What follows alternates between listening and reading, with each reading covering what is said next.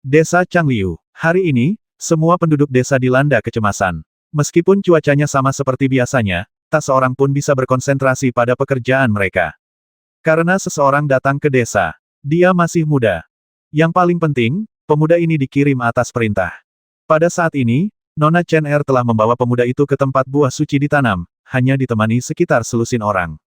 Pemuda itu tampan, mengenakan jubah kain biru dengan pita kuning di pinggangnya, memancarkan aura gagah dan bebas. Namun, tatapannya acuh tak acuh, namun alisnya memancarkan kesombongan, dan meskipun ia tersenyum, ekspresinya sedikit dingin, menambah aura jahatnya. Nona Chen Er berdiri di sampingnya, bibirnya sedikit mengerucut, terdiam cukup lama. Di depan terletak tempat buah suci ditanam. Sekilas, hanya ada hamparan warna hijau dan merah, tetapi jika diperhatikan lebih dekat, ternyata di sana ada hamparan tanaman berbunga yang luas.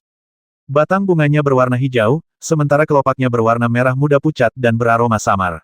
Di tengah masing-masing dari kelima kelopak terdapat manik-manik kecil berwarna merah seperti darah. Manik kecil itu adalah buah, dan buah ini adalah buah napas naga yang legendaris, buah suci desa Changliu. Saat ini, tidak adanya satu bunga pun berarti tidak adanya satu buah suci. Ekspresi wajah pemuda itu tetap tidak berubah, bahkan ada sedikit senyum di bibirnya. Seperti yang diharapkan, formasi di sini masih utuh, tetapi mengapa buah suci itu dicuri? Pemuda yang menyebut dirinya Ye Chen itu tertawa dan berkata, meskipun guruku bukanlah seorang abadi bumi sejati, tidak menguasai sihir, tidak menguasai formasi, dan hanya awam dalam hal formasi, bagaimanapun juga, beliau adalah seorang dewa yang telah mengolah tubuh emas abadi. Dengan metode yang telah beliau siapkan, kecuali seorang abadi bumi yang menghancurkan formasi dengan paksa, atau seorang manusia sejati naga harimau yang mahir dalam formasi, siapa lagi yang dapat menghancurkan formasi ini? Tapi, formasinya masih utuh, dan tidak ada pergerakan sama sekali sebelumnya. Ye Chen tersenyum tipis dan berkata, diam dan sembunyi-sembunyi, tanpa menyentuh formasi, dan tanpa perlu menghancurkannya, kau bisa bergerak bebas di dalamnya. Mengambil buah suci dengan mudah sungguh keterampilan yang luar biasa. Aku penasaran siapa orang itu. Nona Chen Er berkata perlahan, itu adalah seorang pendeta Tao muda, tetapi dia mencuri buah suci dan segera pergi. Jadi begitu, Ye Chen merenung dan berkata, secara logika, formasi guruku ini khusus digunakan untuk melindungi buah suci.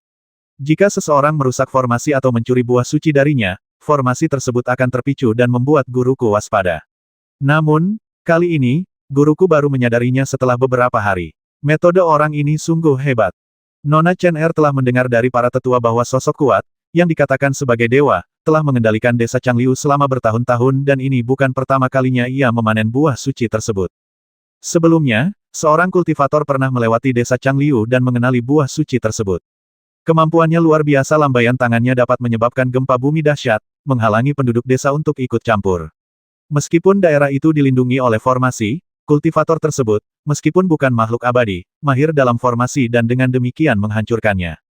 Kemudian, pada pagi hari kedua, dewa tersebut muncul di desa Changliu sambil membawa kepala pendeta Tao di tangannya. Pada hari yang sama, 70% penduduk desa Changliu terbasmi, dan darah mengalir seperti sungai. Formasi ini tidak hanya melindungi buah suci, tetapi juga berfungsi sebagai peringatan bagi dewa, dan bahkan dapat mengirimkan aura dan penampilan orang-orang yang menerobos formasi tersebut kepada dewa. Namun, buah suci itu telah dicuri. Dewa ini baru menyadarinya sekarang. Bahkan Nona Chen Er pun tak kuasa menahan rasa terkejutnya. Sebenarnya, meskipun buah suci ini memang berpengaruh, efeknya tidak terlalu signifikan. Kehilangan buah napas naga bukanlah masalah besar. Ye Chen berbicara perlahan, yang membuat penduduk desa Changliu cukup senang. Namun, senyumnya semakin ramah ketika ia berkata, namun, tuanku punya resep. Setiap tahun setelah buah napas naga matang, 100 buah jenggot naga dapat digunakan untuk memurnikan satu pil dewa. Pil dewa ini begitu berharga sehingga bahkan para dewa pun menghargainya. Mengenai khasiatnya, pil ini sangat bermanfaat bagi para dewa, dan bagi generasi mendatang, pil ini membersihkan sumsum tulang dan memperkuat tulang serta otot. Jika kita kehilangan satu sekarang, kita tidak akan memiliki cukup buah napas naga untuk memurnikan pil ilahi. Satu buah napas naga tidaklah berarti, namun satu pil ilahi adalah sesuatu yang bahkan para dewa akan hargai. Ye Chen berbicara dengan tenang, tetapi semua orang di desa Changliu mengubah ekspresi mereka. Guru sudah memberikan instruksi. Warga desa Changliu telah menjaga buah suci ini selama beberapa generasi dan telah memberikan kontribusi yang besar. Karena mereka telah melakukan kejahatan berat ini, hukumannya bisa ditebus, tapi... Ye Chen berhenti sebentar pada titik ini. Wang Hao melangkah maju dan berkata dengan hormat, "Tuanku, ini memang kelalaian kami, tetapi juga kesalahan pendeta Tao yang terlalu licik itu. Saya mohon ampuni dosa-dosa kami, mengingat betapa lamanya desa Changliu telah melindungi buah suci ini. Mulai sekarang, desa Changliu akan berusaha sekuat tenaga untuk melindungi buah suci ini." Ye Chen tersenyum tipis dan berkata, "Bukankah kamu sudah berusaha sebaik mungkin untuk melindungi buah suci itu sebelumnya?" Ekspresi Wang Hao sedikit berubah, dan ia hendak menjelaskan ketika Ye Chen menamparnya. Wang Hao terlempar ke belakang, menyemburkan seteguk darah. Ye Chen menatap seorang gadis muda di sampingnya, lalu meraih dan menariknya ke dalam pelukannya. Mengabaikan perlawanan gadis itu, ia menciumnya dan berkata sambil tersenyum, "Tuanku telah memerintahkan agar desa Changliu kehilangan buah suci, sebuah kejahatan yang pantas dibantai. Namun, mengingat buah suci berasal dari desa Changliu dan telah dijaga oleh penduduk desa selama beberapa generasi, jasa dan dosa dapat saling mengimbangi. Namun, jasa tidak dapat mengimbangi dosa. Oleh karena itu, mereka yang membasmi separuh penduduk desa Changliu, dan mereka yang berusia di atas 50 tahun, akan dieksekusi. Jika jumlah orang yang berusia di atas 100 tahun kurang dari setengah populasi desa, basmilah generasi mudanya untuk menambah jumlahnya." Dia mengulurkan tangan dan mencengkeram leher gadis itu, meremasnya dengan suara keras. Gadis itu tampak tidak percaya, dan cahaya di matanya cepat meredup. Orang menyebalkan. Melihat ini, Wang Hao tiba-tiba berteriak dan melompat, bergegas menuju Ye Chen. Lalu pemuda yang mengaku sebagai murid para dewa itu mengangkat tangannya. Lalu Wang Hao terjatuh ke tanah di udara, matanya masih dipenuhi kebencian. Ye Chen tersenyum, melambaikan tangannya, dan menghancurkan tubuhnya hingga hancur, hanya menyisakan kepalanya. Kepalanya masih menunjukkan tanda-tanda kebencian. Menjijikkan sekali. Ye Chen menghela napas, menjulurkan kakinya, dan menendang seluruh tengkorak hingga berkeping-keping. Hanya dua matanya yang dipenuhi kebencian, berguling-guling di debu, langsung tertutup tanah dan pasir. Jeritan belasan warga desa Changliu mengagetkan sekelompok warga desa yang tak jauh dari situ. Lalu datanglah ketakutan dan kepanikan yang lebih besar. Ye Chen mengabaikannya dan menatap Nona Chen Er sambil tersenyum, mengamatinya dengan saksama. Chen Er baru berusia 12 atau 13 tahun, tetapi ia memiliki sikap yang luar biasa dan halus. Bahkan dalam menghadapi situasi di hadapannya, ia tidak menunjukkan rasa takut, hanya raut wajah sedih dan mencela diri sendiri saat ia menatap Wang Hao dan mayat-mayat gadis yang termutilasi. Ekspresi kesedihan dan penyesalan diri inilah yang dipadukan dengan sifat bawaannya yang halus dan duniawi. Gizi kualitas, temperamen bawaan, membuatnya semakin menyentuh. Mata Ye Chen berbinar saat ia berkata, "Kabarnya, kau adalah gadis suci desa Changliu, seorang wanita berstatus bangsawan. Tuanku juga berpesan agar aku tidak menyakitimu. Namun, di usia semuda ini, dengan aura dan penampilan seperti itu, hehe. Aku belum pernah bertemu wanita seperti ini di seluruh wilayah belantara." Wajah Chen Er berubah pucat pasi. Ye Chen berkata dengan lembut, "Jika kau mengikutiku mulai sekarang dan melayaniku siang dan malam, maka aku hanya akan membasmi 30% penduduk desa Changliu, menyisakan 20% nyawa mereka. Kau adalah gadis suci desa ini. Apa kau akan mengabaikan nyawa puluhan orang ini demi dirimu sendiri?" Chen Er terdiam dan terdiam cukup lama. Tepat pada saat itu, lapisan awan gelap muncul di langit. Seseorang muncul di luar desa Changliu. Dia wanita cantik, wajahnya sedingin es, dan amarah terpancar di antara alisnya. Semua orang di desa Changliu menoleh, masing-masing dengan ekspresi berbeda. Ye Chen mengenali wanita itu dan berseru, wanita cantik lainnya telah tiba. Penduduk desa Changliu mengenali gadis itu sebagai pendamping Tao. Setelah buah suci itu dicuri, mereka pergi bersama tanpa jejak, dan tak seorang pun menyangka gadis itu akan kembali sekarang. Seorang penduduk desa Changliu berseru, "Itu dia teman Taois itu."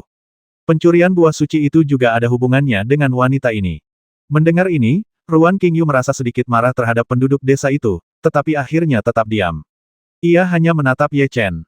Ada mayat di sana, ada darah. Seseorang terbasmi di desa Changliu. Ruan Qingyu menarik napas dalam-dalam dan bertanya, "Siapa sebenarnya kamu?" "Aku, orang baik," kata Ye Chen sambil tersenyum. "Kau akan lihat sendiri nanti setelah bersamaku. Soal cacinggu ini."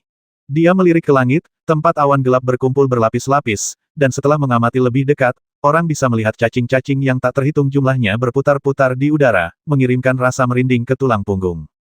Beberapa ribu cacinggu sudah cukup untuk menghadapi bahkan seorang Master Tao di puncak alam naga harimau.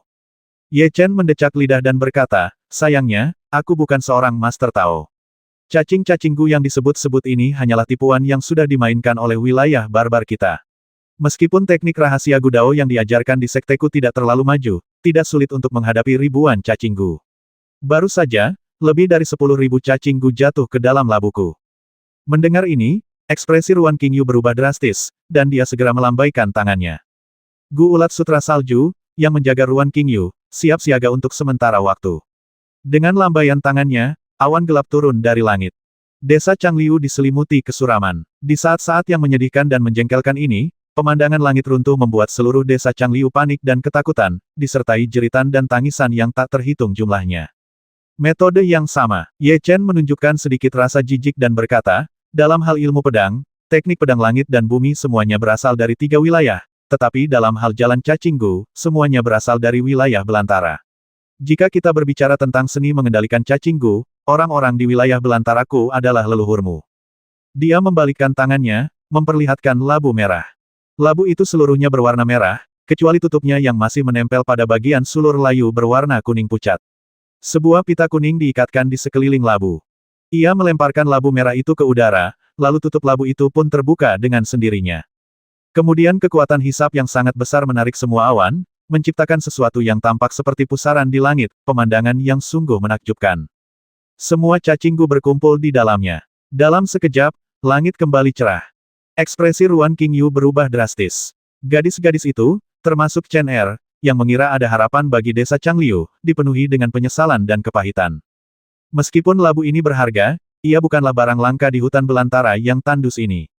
Ye Chen berkata dengan tangan sedikit di belakang punggungnya, kecuali cacing gu itu bermutu tinggi atau teknik gu yang digunakan untuk mengendalikannya sangat terampil, jangankan ribuan cacing gu, bahkan ratusan ribu cacing gu pun akan menjadi berantakan, bergantung pada labu saya untuk menyerap dan menaklukkannya. Lebih dari 10.000 cacing gu yang saya temui saat pertama kali memasuki desa Changliu adalah contohnya. Kau masih berani mencobanya sekarang, kau cukup berani. Saat Ruan Qingyu melihat 5.000 cacing gu lenyap dalam sekejap, dia hampir tak bisa berkata apa-apa karena terkejut. Ribuan cacing gu sudah lebih dari cukup untuk menghadapi manusia sejati naga harimau biasa, dan bahkan akan membuat manusia sejati naga harimau puncak waspada. Namun, sungguh tidak dapat dipercaya mereka dibawa pergi begitu mudah. Tetapi yang benar-benar membuat Ruan Qingyu ngeri adalah bahwa Qin Xianyu juga telah mengambil lebih dari 10.000 cacing gu yang ditinggalkannya, yang hampir cukup untuk membasmi seorang kultivator naga harimau tingkat puncak. Pemuda bernama Ye Chen ini mungkin tidak sehebat manusia naga harimau sejati, tetapi ia mengaku berasal dari alam liar dan sangat ahli dalam Gudao. Terlepas dari semua hal lainnya, senjata ajaib labu miliknya saja sudah menjadi musuh bebuyutan cacing gu. Ruan Qingyu baru berada di level kultivasi gangsa, dan saat ini ia tak berdaya. Ia bertanya-tanya apakah Yu Hua Zhenren itu bisa mengalahkan orang ini. Ye Chen perlahan menyimpan labu itu, gerakannya sangat hati-hati, seolah-olah agar semua orang bisa melihat dengan jelas, sebelum berkata, cacing gu ini sepertinya bukan milikmu, Nona. Mungkinkah pendeta Tao yang mengendalikannya? Kalau begitu, metode pendeta Tao dalam mengendalikan cacing gu masih sangat sederhana, tanpa keahlian yang berarti. Nona, mengapa kau tidak mengikuti pendeta Tao itu saja? Guruku adalah seorang dewa, sosok yang telah mengembangkan tubuh emas abadi. Bahkan di padang gurun yang tandus, aku adalah seorang bangsawan. Ruan Qingyu berkata dengan dingin, bahkan murid-murid Yan di Zhongzu tidak sesombong dirimu. Mendengar kata-kata Zhongzu Yandi, ekspresi Ye Chen berubah drastis. Ia bertanya-tanya apakah wanita ini mengenal seseorang dari Zhongzu Yandi. Namun setelah mengamati lebih dekat, ia menyadari bahwa ia hanya pernah melihatnya sekali dari jauh.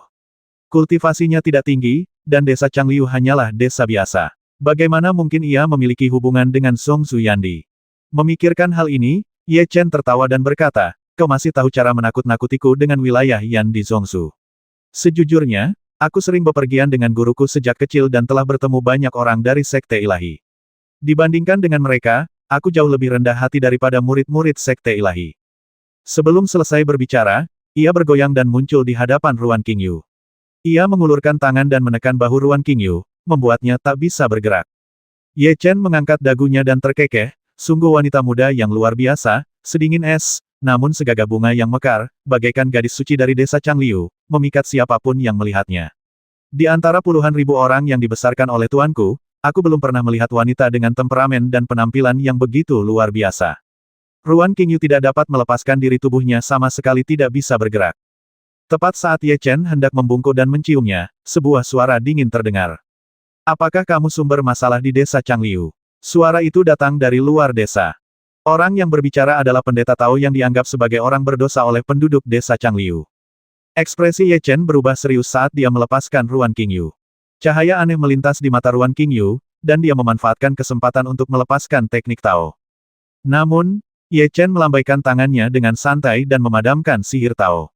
Namun, ia mengabaikan Ruan Qingyu dan malah menatap pemuda Tao yang berjalan perlahan. Pendeta Tao itu berpenampilan tampan dan berwajah dingin.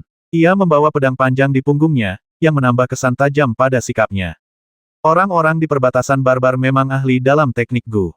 Qin Xianyu berkata dengan tenang, lebih dari 10.000 cacing Gu sudah cukup untuk membasmi seorang kultivator naga harimau tingkat puncak, tapi kau bisa menghabisi mereka hanya dengan satu senjata ajaib, begitu mudahnya. Sepertinya penguasaan cacing Gu di wilayah belantara benar-benar tak terduga. Baiklah, kalau begitu, aku tidak akan menggunakan cacing Gu. Aku akan mengujimu dengan kekuatan sihirku sendiri untuk melihat seberapa hebat kemampuanmu. Kesunyian. Lalu, embusan angin bertiup, mengepulkan awan debu. Qin Xianyu juga tahu tentang budidaya di daerah liar dan terpencil. Alam liar dan terpencil cukup beragam, dengan praktisi berbagai seni, termasuk Gudao, formasi, seni hantu, dan kemampuan mengendalikan semua jenis burung dan binatang. Ada juga praktisi Dao. Namun, kategori yang paling umum adalah Dao Dewa dan Ibel. Mereka yang mengolah jalan Dewa dan Ibel mirip dengan seniman bela diri di dunia fana, tetapi tidak seperti seniman bela diri. Mereka mengolah jalan Dewa dan Ibel, bukan jalan seni bela diri. Seni bela diri pada puncaknya menjadikan seseorang seorang Grandmaster, membuka potensi penuh tubuh manusia. Namun, jalan Dewa dan Ibel meniru metode kultivasi Dewa dan Ibel kuno, mirip dengan naga desolate. Jalan ini tidak mengolah kekuatan supernatural atau sihir, tetapi hanya mengolah tubuh, menempanya ke kondisi yang tak tertandingi kekuatannya.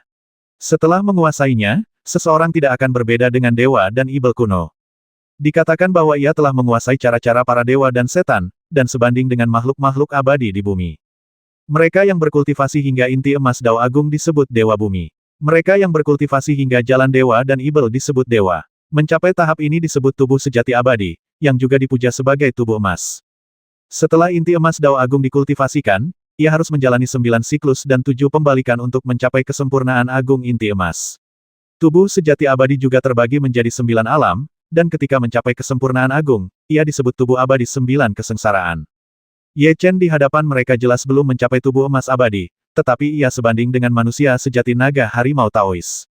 Pada tahap ini, metode kultivasi para dewa dan Ibel disebut kekuatan paus gajah. Kekuatan paus dan gajah adalah ranah para dewa dan Ibel, mirip dengan naga dan harimau abadi dalam Taoisme. Siapapun yang mencapai ranah ini dapat dengan mudah menaklukkan paus di laut dan gajah di darat, memiliki kekuatan tak terbatas. Kekuatan paus atau gajah. Qin Xianyu perlahan menghunus pedang Qinglinya dan berkata, aku tidak menggunakan cacing Gu, aku di sini hanya sebagai manusia lemah. Bisakah kau menaklukkanku? Ekspresi Ye Chen sedikit berubah, dan dia berkata, Tuanku adalah dewa yang hidup, beraninya kau mencoba membasmiku. Qin Xianyu berkata dengan tenang, apakah kau dan gurumu tidak ingin membasmiku? Karena kau datang ke sini untuk membasmiku, mengapa aku tidak bisa membasmimu? Ye Chen merasakan sedikit kedinginan. Awalnya ia mengira pria itu adalah seorang kultivator yang ahli dalam formasi, mencuri buah napas naga, dan melarikan diri. Namun, kini ia berani kembali, meskipun tahu ada dewa di balik semua ini, namun tetap tenang. Apakah pria ini tidak perlu takut? Jika dia benar-benar memiliki kemampuan, Ye Chen memperkirakan dia kemungkinan besar tidak akan dapat melarikan diri kali ini. Tapi bagaimana mungkin orang seperti itu muncul di desa Changliu? Dan mengapa orang seperti itu peduli dengan buah napas naga? Masalah ini, mungkin, Ye Chen sedikit mengernyit, merenung, salah paham. Salah paham. Qin Xianyu melirik ke tanah. Wang Hao, yang pernah menuntunnya, berbicara dengannya, bahkan memukulnya, kini telah menjadi mayat yang hancur berkeping-keping, tubuhnya hancur berkeping-keping. Gadis pemalu yang dulu diam-diam meliriknya dan melemparkan bunga keluar jendela kini juga telah menjadi mayat yang tak bisa berkata-kata. Kehidupan manusia sangatlah murah. Orang yang berada di sampingnya beberapa hari sebelumnya kini telah menjadi mayat dingin dan tak bernyawa, tidak dapat berbicara atau bergerak. Sepertinya itu bukan salah paham. Qin Xianyu sedikit mengulurkan tangannya dan berkata, aku akan memberimu kesempatan untuk menggunakan teknik terkuatmu. Ye Chen tertawa marah dan berkata, betapa besarnya mulutmu. Kalau kamu saja tidak mampu mengatasinya, bagaimana mungkin kamu bisa menghadapi majikanmu? Qin Xianyu berkata dengan tenang, jika aku tidak bisa membasmi muridmu dalam 3 gerakan, bagaimana aku bisa membasmi gurumu?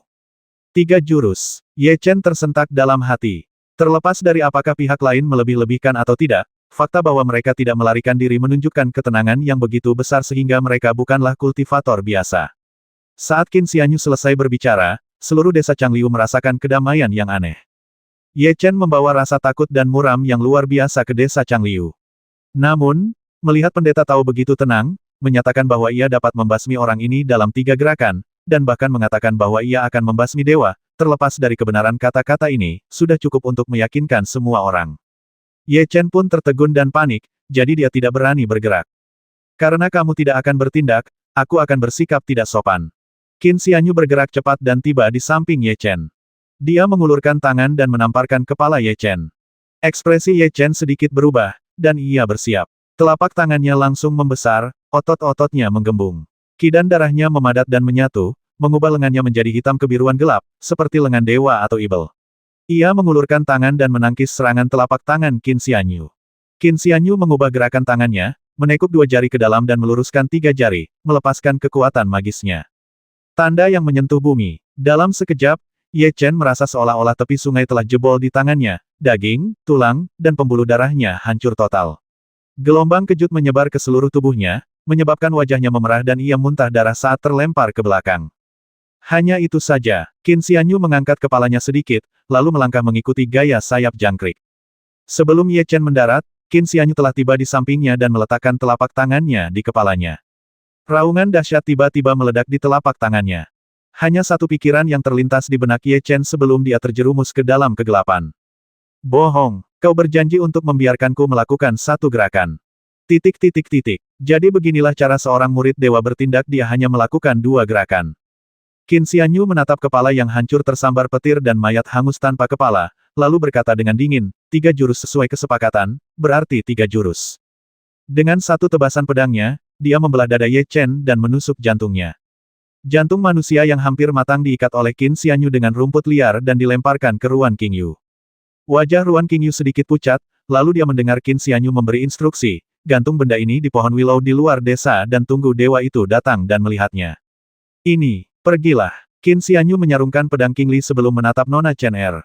Tiba-tiba, Nona Chen Er berkata, meskipun dia tidak bisa menahan 2 jurusmu itu seharusnya menjadi jurus terkuatmu, kan? Kau tidak tampak sesantai kelihatannya, juga tidak setenang kelihatannya. Qin Xianyu tersenyum tipis dan berkata, penglihatan Nona Chen Er masih sangat tinggi. Bagaimanapun, setidaknya di mata penduduk desa Changliu, fakta bahwa ia dengan mudah membasmi murid dewa dan bahkan mengancam akan membasmi dewa itu sendiri agak meyakinkan. Pada saat ini, sebagian besar warga desa Changliu berkumpul ke arah ini.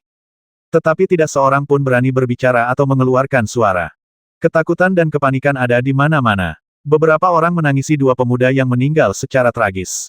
Ada yang berduka, ada pula yang merasa takut. Rasanya semua orang merasa mereka akan mati mengenaskan kapan saja, dan bahkan jenazah yang utuh pun tak terawetkan. Kematian adalah sesuatu yang tak ingin dihadapi siapapun. Warga desa Changliu enggan mati, tetapi dengan bencana yang mengancam, kematian tampak tak terelakkan. Saya yang menyebabkan masalah ini, jadi saya harus menanggung akibatnya. Qin Xianyu menatap Nona Chen Er dan berkata dengan suara rendah, bawa penduduk desa pergi. Aku akan tinggal di sini dan menunggu. Nona Chen Er bertanya, seberapa yakin kamu bisa mengalahkan dewa itu? Qin Xianyu merenung sejenak dan berkata, tidak juga. Ekspresi wajah Nona Chen Er sedikit berubah. Qin Xianyu berkata dengan tenang, jika aku bisa mengalahkannya, desa Changliu tentu akan aman, dan semua orang bisa kembali membangun kembali rumah mereka. Tapi jika aku tidak bisa mengalahkannya, aku khawatir dewa akan mengejar kita tanpa henti, dan penduduk desa Changliu tidak akan selamat. Namun, jika kita pergi dari sini, kita tidak akan terpengaruh oleh pertempuran ini. Bahkan jika kita mati, itu nanti. Tiba-tiba, Nona Chen Er bertanya, mengapa kamu kembali? Langit agak mendung, dan cuacanya sedikit suram dan menyesakkan. Qin Xianyu duduk bersila, berlatih seni bela dirinya. Hari itu, ketika Nona Chen Er bertanya kepadanya mengapa dia kembali, dia tidak tahu bagaimana menjawabnya. Menghadapi dewa yang sebanding dengan dewa bumi, Qin Xianyu, dengan tingkat kultivasinya, bagaikan belalang sembah yang mencoba menghentikan kereta perang kematian yang pasti. Ia bisa saja melarikan diri jauh, tetapi sebaliknya, ia kembali, seolah-olah ingin basmi diri. Setelah menenangkan diri dan memikirkannya, dia akhirnya memutuskan untuk tetap tinggal. Dia membuat masalah, membasmi Wang Hao, membasmi gadis itu, dan bahkan menyebabkan kematian separuh penduduk desa.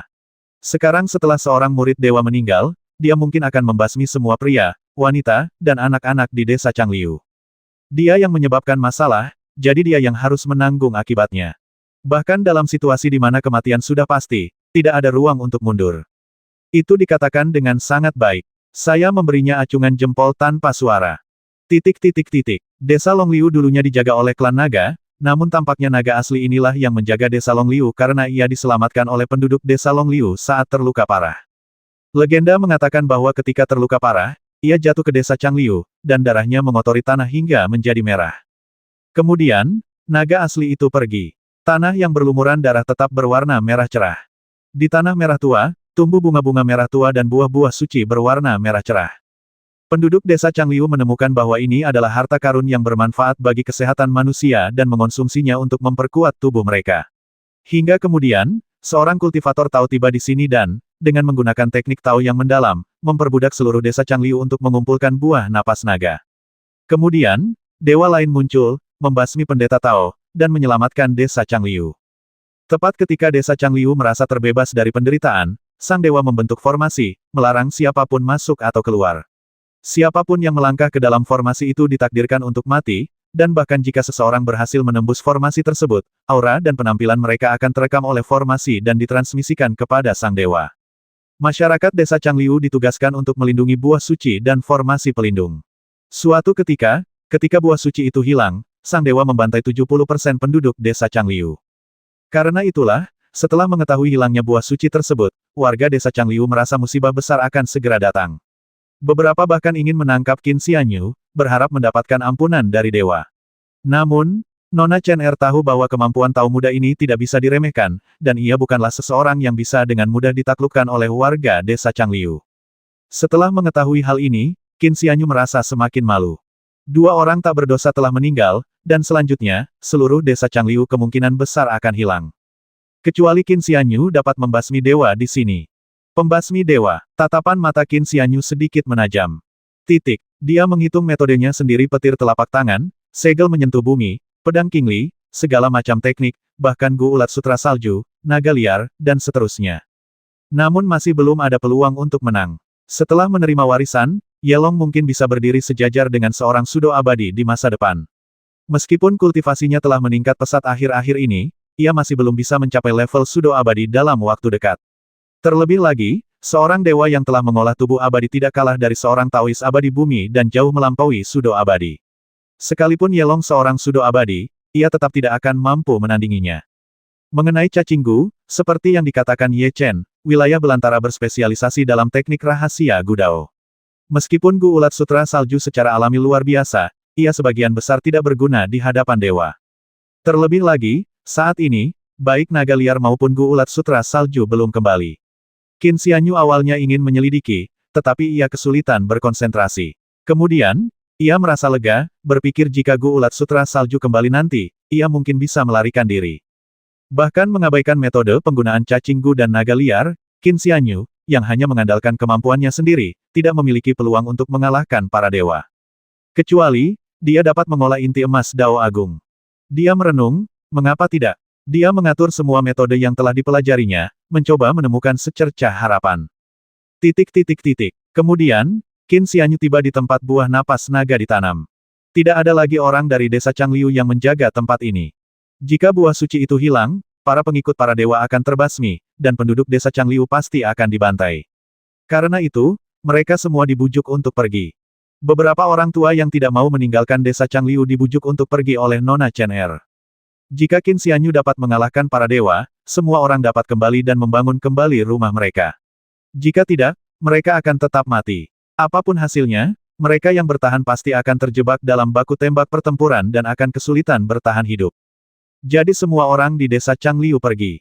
Hanya Qin Xianyu dan Ruan Qingyu yang tersisa di desa. Qin Xianyu awalnya ingin Ruan Qingyu pergi, tetapi Ruan Qingyu agak enggan. Setelah memikirkannya, ia menyadari bahwa ia benar-benar membutuhkan seorang penolong, jadi ia menahannya di sana dan akan mengirimnya pergi ketika semuanya sudah siap atau sebelum para dewa turun. Buah napas naga. Qin Xianyu tersenyum tipis dan berkata, entah itu satu atau dua buah napas naga, aku akan mengambil semuanya. Buah napas naga dapat meningkatkan kekuatan sihir, tetapi semakin banyak yang Anda miliki, semakin banyak kekuatan sihir yang Anda peroleh. Kultivator biasa mungkin tidak akan sanggup menahannya, tetapi Qin Xianyu memiliki pedang Dao, jadi dia tidak perlu khawatir dengan semua itu, dia juga tidak perlu khawatir dengan penghalang obat. Qin Xianyu tidak tahu bagaimana ulat sutra salju Gu dapat melintasi formasi tersebut, tetapi metodenya saat ini cukup sederhana. Dia melangkah maju. Dia memicu formasi. Kemudian dia menghunus pedang Qingli, telapak tangannya mengeluarkan kilatan petir, dan kakinya bergoyang pelan mengikuti langkah sayap jangkrik. Menggunakan segala cara yang dimilikinya, dia melanggar hukum dengan kekerasan. Titik. Setelah memecah formasi, dia datang ke tempat buah napas naga ditanam, melihat sumber malapetaka ini, lalu membungkuk, mengambil buah napas naga, dan memasukkannya ke tenggorokannya. Kemudian dia duduk bersila dan diam-diam mengalirkan energi internalnya untuk memurnikannya. Setelah beberapa saat, matanya berkedip sedikit, kekuatan sihirnya meningkat, dan ramuan emasnya sedikit meningkat. Eliksir emas di tubuhnya sudah melebihi 5 inci. Untuk mencapai 9 inci, ia perlu meningkatkannya lebih dari 3 inci, hampir 4 inci. Kaldu emas dan ramuan giok sepanjang 4 inci, bersama dengan 100 buah napas naga ini, tidaklah cukup. Dia diam-diam memakan buah napas naga dan diam-diam memurnikannya. Tetapi ini masih terlalu lambat, jadi dia menggunakan pedang Dao untuk memotong setiap buah napas naga yang diambilnya menjadi beberapa bagian, melarutkan kekuatan obatnya. Metode kasar seperti itu tentu sulit dikendalikan secara presisi, tetapi Qin Xianyu tidak peduli lagi. Yang ia butuhkan adalah meningkatkan kekuatan sihirnya dengan cepat dan berusaha meningkatkan dirinya ke level eliksir emas 9 inci sebelum para dewa turun ke bumi. Meskipun sulit untuk mencapai puncak kultivasi dalam satu langkah dan memperoleh inti emas Dao besar, jika dia dapat mengolah ramuan emas 9 inci dan mencapai puncak alam naga harimau, dia pada akhirnya akan memiliki lebih banyak kepercayaan diri. Selain itu, dia merenungkan dan menggabungkan semua formasi susunan, rune, dan berbagai pola cerdik yang telah dipelajarinya sebelumnya, dan menyerahkannya kepada Ruan Qingyu. Ukirlah sebuah menara batu setinggi 30 cm, kira-kira setinggi 8 lantai, dengan dasar segi 8. Tidak perlu terlalu detail, pola umumnya saja sudah cukup. Ukirlah sebuah boneka kayu setinggi 2 kaki, dan kuburlah 7 langkah di sebelah barat pohon willow. Dengan pedang Qingli di tanganku, dan mengikuti cetak birunya, aku akan membuat parit yang dalam di desa Changliu, menuangkan cinabar ke dalamnya dan timah merah ke barat. Qin Xianyu dengan hati-hati mengingat susunan formasi. Di luar ibu kota dinasti kebajikan agung, di bawah gubuk beratap jeraminya, ia disergap oleh sebuah formasi, dan saat itu ia telah melihat pola dan tata letak formasi tersebut. Saat berada di Gunung Yinghuang, ia telah mengamati formasi perangkap yang tak terhitung jumlahnya, bahkan formasi pembasmi dan formasi ilusi, dan telah menghafal polanya dengan saksama. Dia menghafal pola susunan dan kegunaannya. Pada saat ini, kita harus mengintegrasikan dan menerapkan pengetahuan kita. Banyak tempat yang merupakan uji coba pendahuluan, dan untuk menghindari kesalahan, semuanya dihapus. Untuk mengangkat diri ke level kaldu emas 9 inci dan cairan giok. Siapkan barisan di desa Changliu untuk membantu. Selain itu, pedang Qingli harus ditempa ulang. Para kultivator tak lebih dari 3 unsur roh, energi, dan esensi.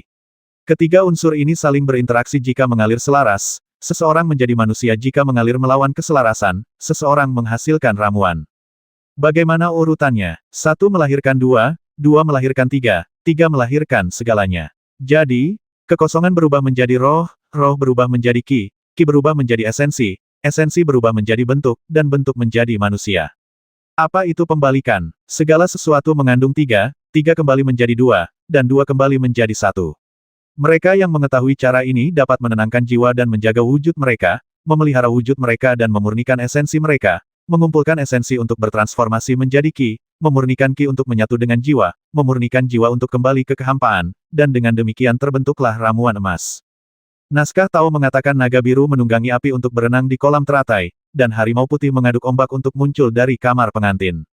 Naga dan harimau digunakan untuk membuat obat, menghasilkan sup emas dan cairan giok, yang merupakan dasar dari ramuan emas. Qin Xianyu memegang buku Tao di tangannya dan diam-diam membalik halamannya. Di belakangnya, ada seberkas cahaya api. Kompor itu ditutupi dengan tulisan rahasia. Jimat api itu diperoleh dari penjelasan sebenarnya tentang ilmu pedang. Pedang Qingli diletakkan di atasnya, bersinar merah membara. Pedang ini diperoleh dari keluarga Li dari dinasti suci kebajikan agung. Pedang ini ditempa oleh seorang ahli pemurni senjata, dan meskipun asal materialnya tidak diketahui, pedang ini luar biasa. Kemudian, Qin Xianyu mengukir jimat api di atasnya, memberikan efek panas yang membakar, mengubahnya menjadi pedang ajaib naga harimau. Kini setelah kultivasi Qin Xianyu semakin mendalam, pedang Qingli yang sebelumnya ditempa secara kasar tidak lagi terasa nyaman di tangannya. Oleh karena itu, pedang ini perlu ditempa ulang jika tidak, pedang ini akan sama sekali tidak berguna melawan seorang ahli. Qin Xianyu tidak terbiasa dengan pembuatan senjata, dan metode saat ini dalam menempa ulang pedang ajaib masih sama seperti sebelumnya. Karena kultivasinya sudah cukup tinggi, ia tidak perlu lagi bergantung pada material eksternal seperti cinnabar. Ia bisa menggunakan kekuatan magisnya sendiri untuk menggambar rune api di kedua sisi pedang. Lebih lanjut, pola rune api di sekitar tungku, baik di dalam maupun di luar, juga diukir olehnya menggunakan kekuatan magis puncaknya di level naga harimau. Pedang Qingli ditempa ulang di tungku, dan kekuatannya menjadi lebih menakjubkan. Mengikuti instruksi Qin Xianyu, Ruan Qingyu mengukir pola di seluruh desa Changliu dan menata berbagai objek, seperti pagoda batu, boneka kayu, dan giok api. Boneka-boneka menara batu ini sebenarnya tidak berguna, hanya saja lengkungan bentuknya kebetulan cocok dengan pola susunannya. Sedangkan untuk elemen batu, kayu, dan api, semuanya didasarkan pada teori 5 elemen.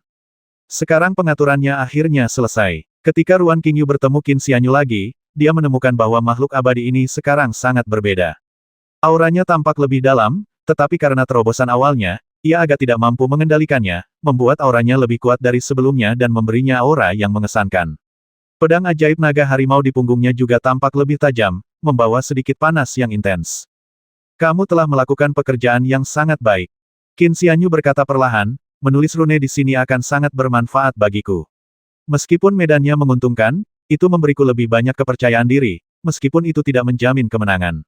Aku perlu mengasingkan diri untuk mengolah dan menempa ulang pedang sihirku. Aku sangat bersyukur kau ada di sini, kalau tidak, aku khawatir sudah terlambat bagiku untuk menyusun rune-rune itu sendiri. Ia mengeluarkan beberapa harta karun ajaib dan menyerahkannya kepada Ruan Qingyu, sambil berkata, sepertinya dewa yang telah mengolah tubuh abadi juga akan turun ke tempat ini. Kau harus segera pergi agar tidak terpengaruh. Ruan Qingyu menerima harta karun ajaib naga dan harimau dan menghela napas. Aku tahu kemampuanku terbatas dan aku tidak bisa membantumu. Tapi, apakah kamu benar-benar percaya diri?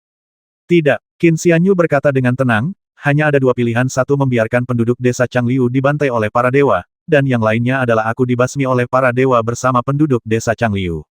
Tapi aku selalu bertindak sesuka hatiku dan bukan orang yang tenang, jadi aku memilih yang terakhir.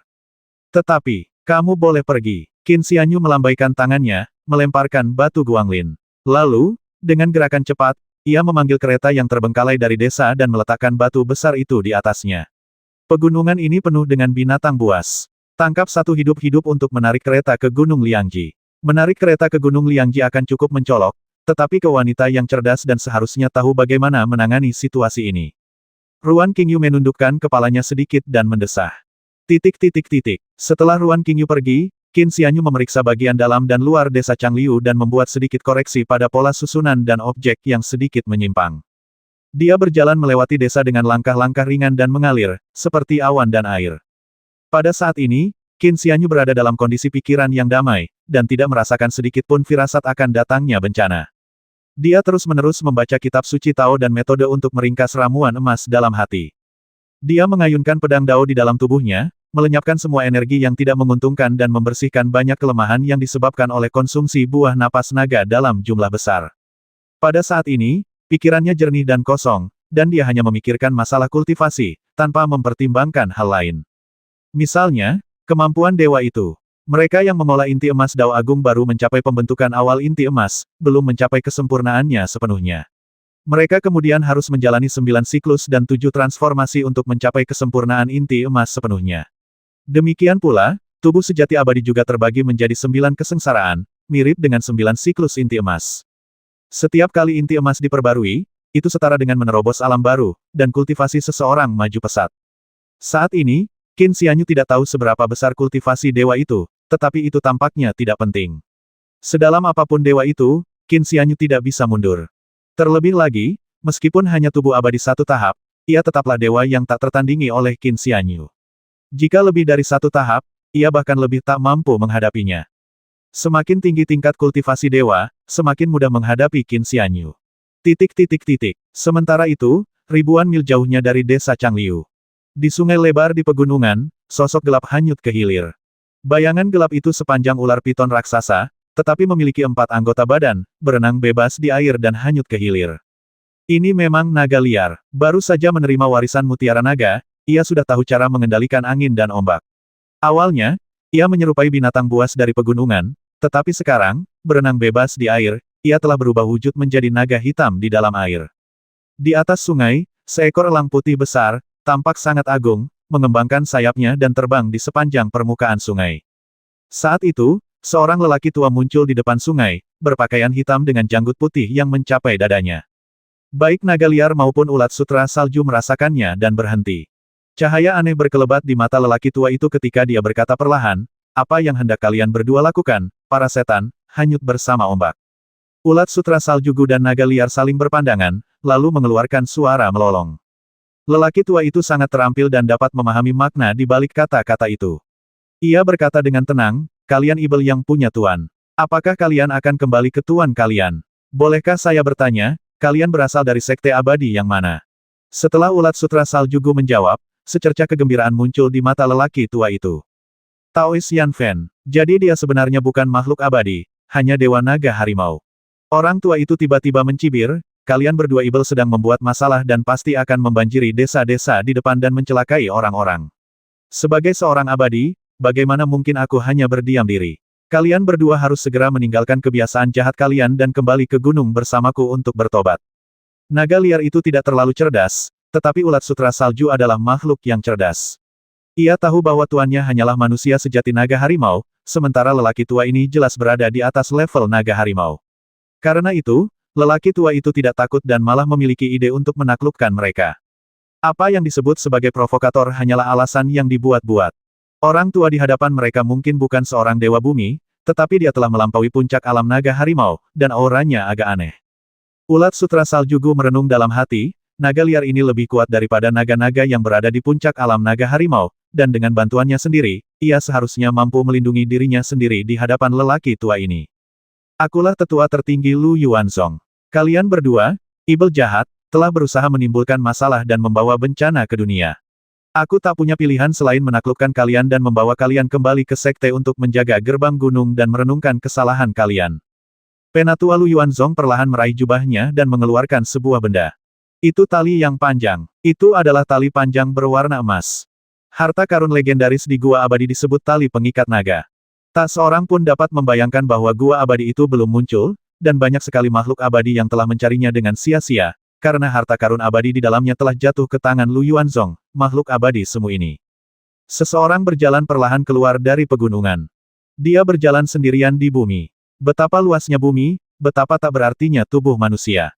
Namun, di bawah kaki pria ini, bumi tampak takluk kepadanya, karena kehadirannya yang mengesankan mengalahkan berat dan kemegahan bumi. Dia berjalan melintasi daratan seolah-olah dia telah menaklukkannya.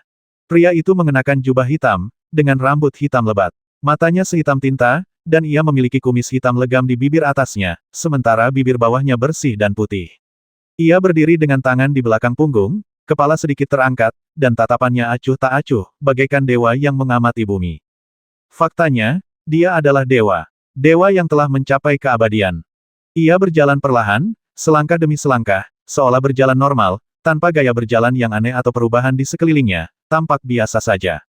Namun, setiap kali ia melangkah, ia tampak lebih dari 10 mil jauhnya, dan pemandangan di sekitarnya berubah tiba-tiba, tampak sangat lembut dan biasa saja, tanpa sedikit pun kesan mendadak. Dia sampai di pohon willow. Ada sesuatu yang tergantung di atas pohon willow. Bentuknya seperti hati, hanya saja sudah matang. Itu bukan jantung nangui yang dimasak, juga bukan bahan untuk merebus obat, itu adalah jantung manusia yang tersiram air panas oleh guntur. Meskipun melihat mayat muridnya yang tercabik-cabik, ekspresinya tetap acuh tak acuh, dan tatapannya tak menunjukkan fluktuasi. Ia berbalik menatap desa Changliu dan melangkah masuk. Di suatu tempat terbuka di desa, sesosok tubuh duduk bersila. Pria parubaya berjubah hitam itu diam-diam mengamati pendeta Tao itu.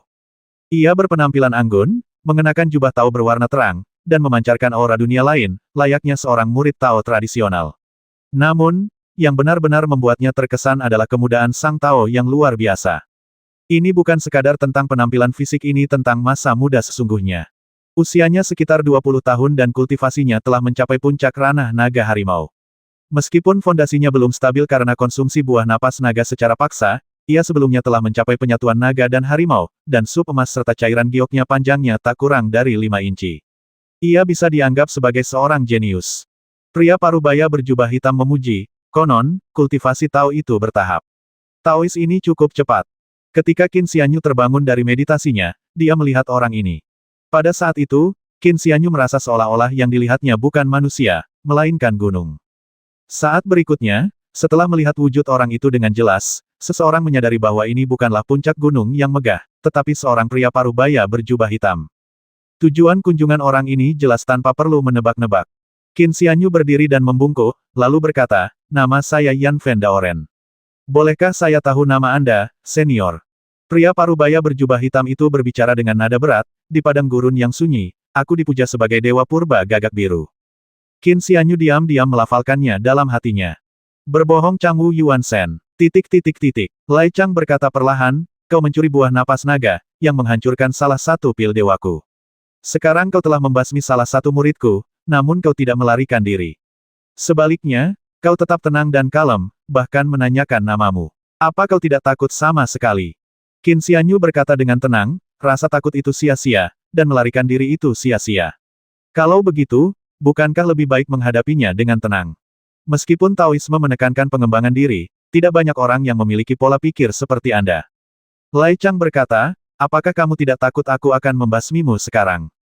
Qin Xianyu mengangguk dan berkata, aku takut. Saat Lai Chang perlahan mendekat, bumi bergetar. Dia berjalan mendekati Qin Xianyu, hampir menyentuhnya. Aku cukup mengagumimu, dan untuk saat ini aku tidak ingin membasmimu. Lai Chang berkata, kau menghancurkan pil suciku dan membasmi muridku. Bahkan jika kau melarikan diri ke ujung bumi, itu akan sia-sia. Seluruh desa Changliu pasti akan musnah. Karena kau tetap di sini, aku tidak perlu mencarimu dan membuang-buang energiku. Kau sangat bijaksana karena mempertimbangkan situasiku. Baiklah, aku akan tetap membasmimu, jadi aku akan segera melepaskanmu. Bang! Qin Xianyu tiba-tiba mengulurkan 3 jari dan menekannya ke perut pria itu. Tanda yang menyentuh bumi. Dengan cairan giok sup emas 9 inci milik Qin Xianyu saat ini, dia mengerahkan seluruh tenaganya untuk melepaskan segel sendewa bumi, menyerang dewa abadi ini secara langsung. Agak tidak memadai. Lai Chang menggelengkan kepalanya sedikit dan berkata, jika seorang dewa bumi menggunakan teknik Dao semacam ini, mungkin aku bisa terluka parah. Namun, kau, seorang manusia sejati naga harimau, memang agak kurang, meskipun tidak terlalu jauh. Jika seorang dewa bumi terkena teknik Dao ini secara langsung, mereka pasti akan menderita luka parah juga. Namun, tubuh fisikku jauh lebih kuat daripada dewa bumi karena latihan fisikku yang keras. Bahkan, pada tingkat yang sama, teknik Dao yang mengguncang tubuh ini adalah musuh bebuyutan kita yang telah melatih tubuh kita, karena semakin kuat tubuh kita, semakin parah pula kerusakan akibat guncangan yang akan kita derita. Inilah prinsip bahwa benda kaku mudah patah. Sayang sekali kekuatan sihirmu terlalu lemah dibandingkan denganku. Qin Xianyu terkejut saat melihat bahwa segel sendewa bumi tidak berpengaruh saat menghantamnya secara langsung, tetapi tangannya terus bergerak, dan tiba-tiba mengubah segel itu menjadi telapak tangan. Segel petir di telapak tangannya bersinar terang dan sangat panas. Tatapan mata Lai Chang sedikit menajam saat dia menggenggam tangan Qin Xianyu, memalingkan telapak tangannya dari Qin Xianyu. Raungan yang memekakkan telinga, guntur bergemuruh dan kilat menghanguskan bumi, menyebabkan batu-batu dan tanah beterbangan kemana-mana. Lai Chang dengan santai melemparkannya. Qin Xianyu merasakan retakan tajam di pergelangan tangannya saat benda itu patah, dan tubuhnya terlempar puluhan kaki jauhnya sebelum jatuh ke tanah. Lai Chang tidak mengambil kesempatan untuk membasminya, bukan karena dia sangat mengaguminya, tetapi karena dia agak tertarik, seperti kucing yang bermain dengan tikus. Pikiran Qin Xianyu berpacu. Pepatah mengatakan, yang kaku mudah patah. Mereka yang mengolah jalur dewa dan ibel menempa tubuh dan memperkuat daging mereka, tetapi sebenarnya mereka lebih rentan terhadap kerusakan tanda sendewa bumi. Namun, Lai Chang di depannya jelas terlalu kuat. Tanda sendewa bumi Qin Xianyu, yang ia gunakan dengan kekuatan puncak naga dan harimau, tidak berguna. Tetapi setidaknya sudah diuji dan ditemukan bahwa Palm Thunder masih cukup berguna. Kalau saja tidak karena takut terhadap petir telapak tangan, Lai Chang tidak perlu mencabut tangannya sedikitpun. Qin Xianyu sebelumnya memiliki teknik telapak guntur yang sebanding, atau bahkan melampaui, teknik seorang kultivator naga harimau tingkat puncak. Kini setelah ia sendiri mencapai puncak alam naga harimau, teknik telapak gunturnya jauh melampaui kekuatan kultivator tersebut. Meskipun tidak sebanding dengan teknik abadi yang digunakan oleh para dewa bumi, teknik itu tetap cukup untuk melukai mereka. Ibarat anak kecil yang tak bisa mengalahkan orang dewasa. Tapi kalau anak itu punya pisau dapur, sekali pukul saja bisa membuat orang dewasa itu berdarah. Dibandingkan dengan Lai Chang, Qin Xianyu, seorang kultivator puncak naga harimau, tampak seperti seorang anak kecil, tetapi Palem Thunder bagaikan bilah pisau tajam di tangannya. Saat aku keluar dari pengasingan, aku menemukan buah napas naga telah hilang. Lai Chang mendesah pelan, meskipun aku bukan ahli formasi yang kubuat tidaklah sederhana. Namun, kau berhasil mencuri buah suci itu tanpa sepengetahuanku. Aku sedang sibuk dengan urusan penting saat itu dan mengirim Ye Chen ke sana, hanya untuk mengetahui bahwa dia telah dibasmi olehmu. Butuh waktu cukup lama bagiku untuk sampai di sini dari wilayah terpencil ini. Tapi karena kau begitu bijaksana dan tidak melarikan diri, aku akan memberimu cara mati yang lebih mudah. Qin Xianyu menekan tulang tangan yang patah kembali ke tempatnya dan tertawa, sederhana sekali. Lai Chang melangkah maju dan menamparkan kepalanya. Seperti ini, Lai Chang menarik tangannya, ekspresinya acuh tak acuh. Pendeta Tao muda di depannya terjatuh ke belakang jika mendapat pukulan darinya, dia pasti akan mati. Namun pada saat berikutnya, pendeta Tao muda itu berubah menjadi seberkas energi murni dan menghilang. Lai Chang menunjukkan ekspresi terkejut. Lalu dunia berubah warna. Api meletus. Avatar, sebuah formasi. Melihat ke kejauhan, seluruh desa Changliu diselimuti kabut merah. Angin bertiup melewati desa Changliu dan hingga ke kejauhan. Burung-burung dan binatang buas di kejauhan berlarian, bunga-bunga, rumput dan pohon-pohon layu, dan angin tampak bertiup seperti gelombang panas. Yang merasuki desa Changliu bukanlah kabut merah, melainkan aura api. Lai Chang merasa seolah-olah dirinya terbakar, dengan asap dan api di mana-mana di depannya dan gelombang panas yang membakar di sekelilingnya. Pendeta Tao muda itu kehilangan salah satu avatarnya, sedangkan tubuh aslinya menghilang tanpa jejak. Namun tidak perlu terlalu dipikirkan bagaimanapun juga, kita masih berada di desa Changliu. Lai Chang berdiri diam, kedua tangannya di belakang punggung, api terpantul di matanya yang gelap, bagai hamparan cahaya api yang luas. Sebuah pedang muncul dari kabut yang berapi-api. Bilah pedang itu bening dan cemerlang, memantulkan api merah di sekitarnya. Tatapan Lai Chang tetap tenang saat dia sedikit mengangkat tangannya dan menangkis pedang itu. Sehebat apapun serangan pedang ini, pada akhirnya itu hanyalah pedang ajaib naga harimau, bukan pedang surgawi. Orang yang memegang pedang ini hanyalah seorang dewa naga harimau, bukan seorang abadi. Sebagai dewa, ia berani menangkap harta karun surgawi dengan tangan kosong, apalagi pedang sakti setingkat naga dan harimau. Dia menggenggam pedang itu, namun telapak tangannya tetap tidak terluka, tidak tersentuh oleh bilah pedang itu. Hanya pedang ajaib naga harimau. Lai Chang baru berbicara setengah kalimat ketika tiba-tiba dia merasakan sensasi terbakar di tangannya. Terdengar suara mendesis, dan asap putih mengepul ke udara. Aroma daging yang lezat tercium. Lalu dia mengambil kesempatan itu untuk mencabut pedangnya. Lai Chang adalah dewa yang telah mengolah tubuh abadi. Di padang gurun yang tandus, ia bertarung melawan para pembudidaya dan bertarung dengan burung serta binatang buas. Bagaimana mungkin ia melewatkan kesempatan? Tatapannya sedikit dingin. Ia melangkah maju, melangkah ke dalam kabut api, dan menghantam benda itu dengan pedangnya. Tetapi orang yang terkena pukulan itu tetap berubah menjadi energi murni dan menghilang. Inkarnasi lain yang mengorbankan dirinya. Dia mengerutkan kening sedikit dan menatap telapak tangannya, di mana ada bintik merah, tempat dia terbakar. Mata pedang tak mampu mengiris kulitnya yang keras, tapi panasnya mampu membakarnya. Lai Chang tersenyum tipis, lalu dengan jentikan tangannya, darah dan ki-nya mengalir, dan dalam sekejap, area yang terbakar pun sembuh. Qin Xianyu, yang bersembunyi dalam formasi, tersentak kaget saat melihat ini. Pedang King Li bukanlah pedang surgawi, dan Lie Chang berspesialisasi dalam kultivasi fisik, membuatnya sulit dibasmi. Namun, jimat api pada pedang itu berasal dari esensi sejati ilmu pedang, dan Qin Xianyu sangat yakin bahwa jimat api itu bukanlah senjata biasa. Benar saja, jimat itu mampu melukai Lie Chang. Lukanya terlalu kecil bisa disembuhkan dengan lambaian tangan. Formasi di desa Changliu menggabungkan jimat api, maka daerah sekelilingnya dipenuhi dengan api.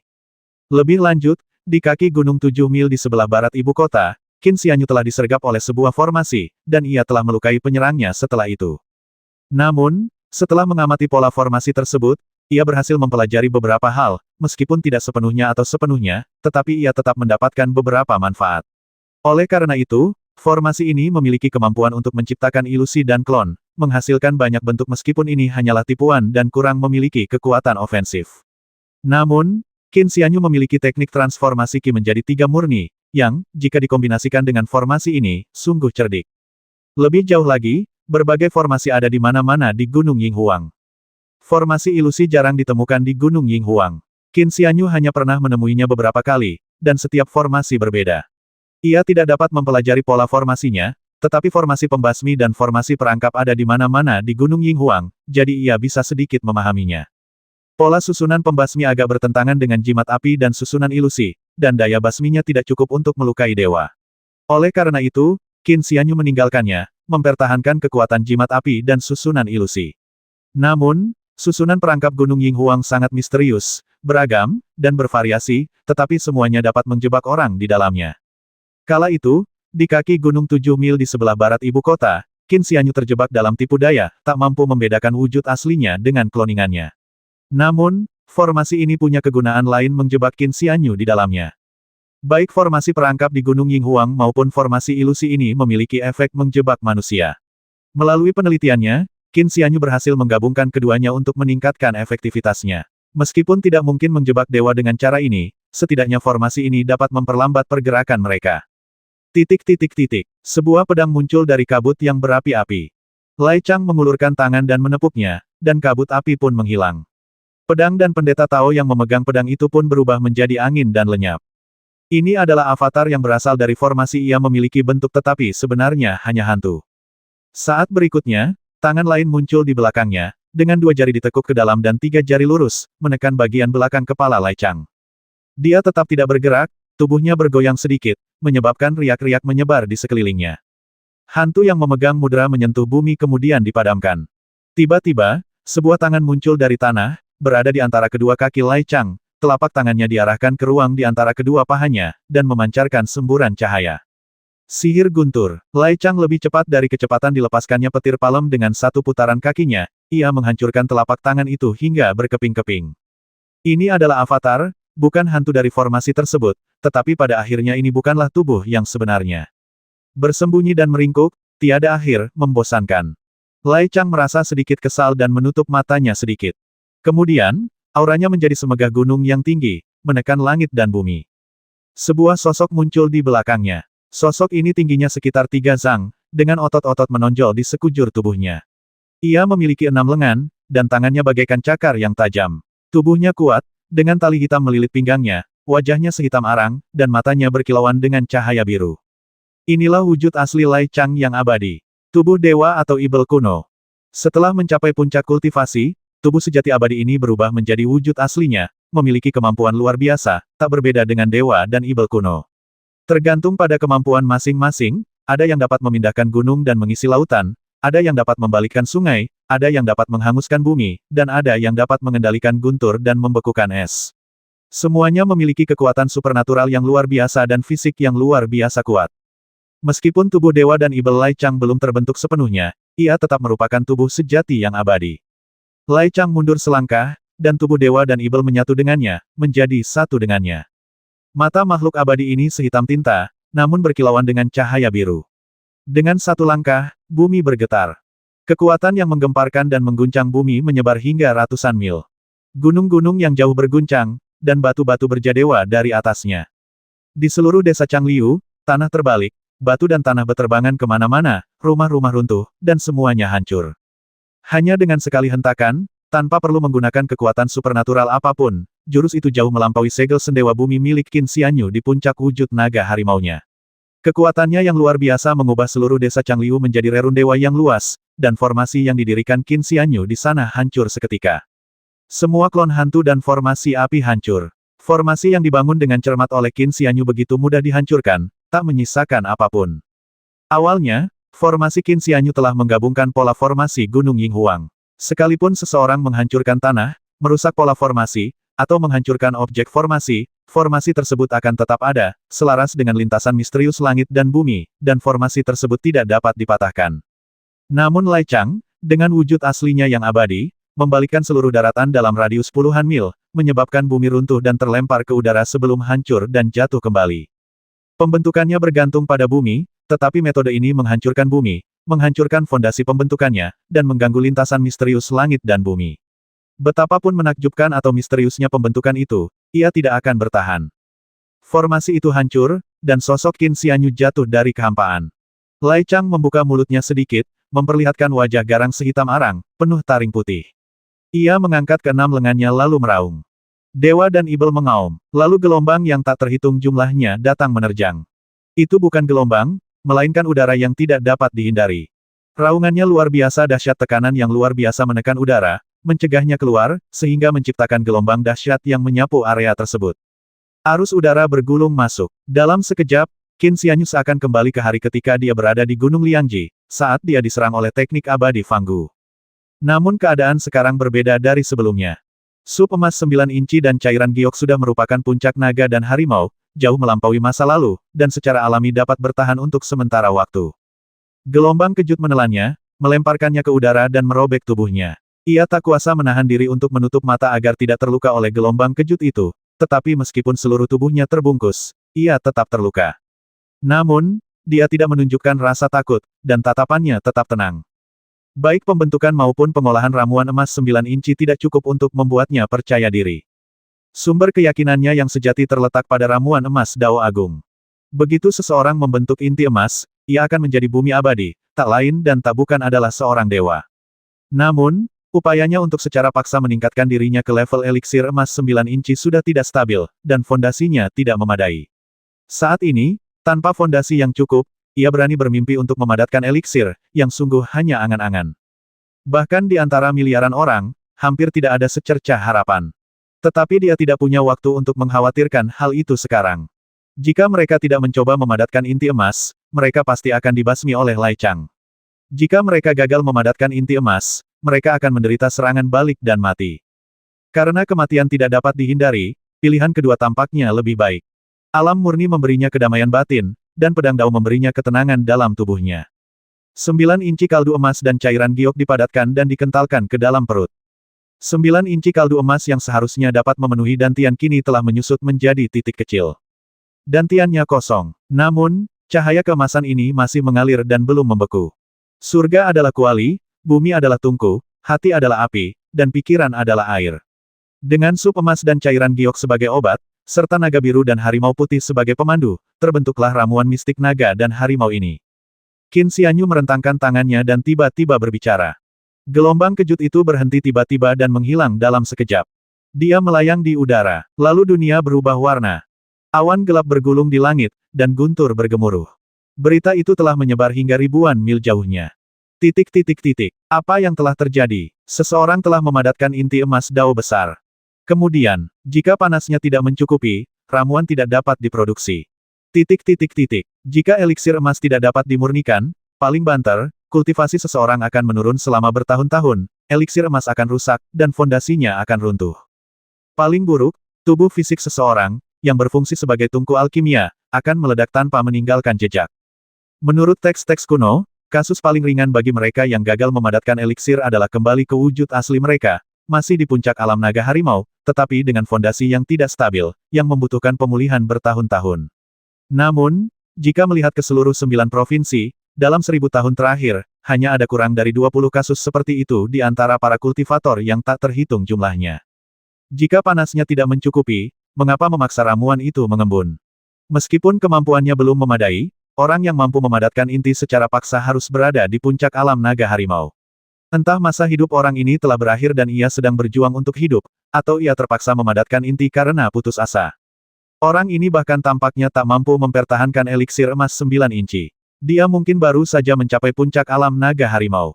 Dia mungkin bukan seorang tetua, melainkan seorang kultivator muda. Dia bahkan belum stabil di puncak alam naga harimau, namun dia berani mencoba memadatkan inti emas Dao Agung dan menjadi abadi. Dia pasti akan mendapat balasan.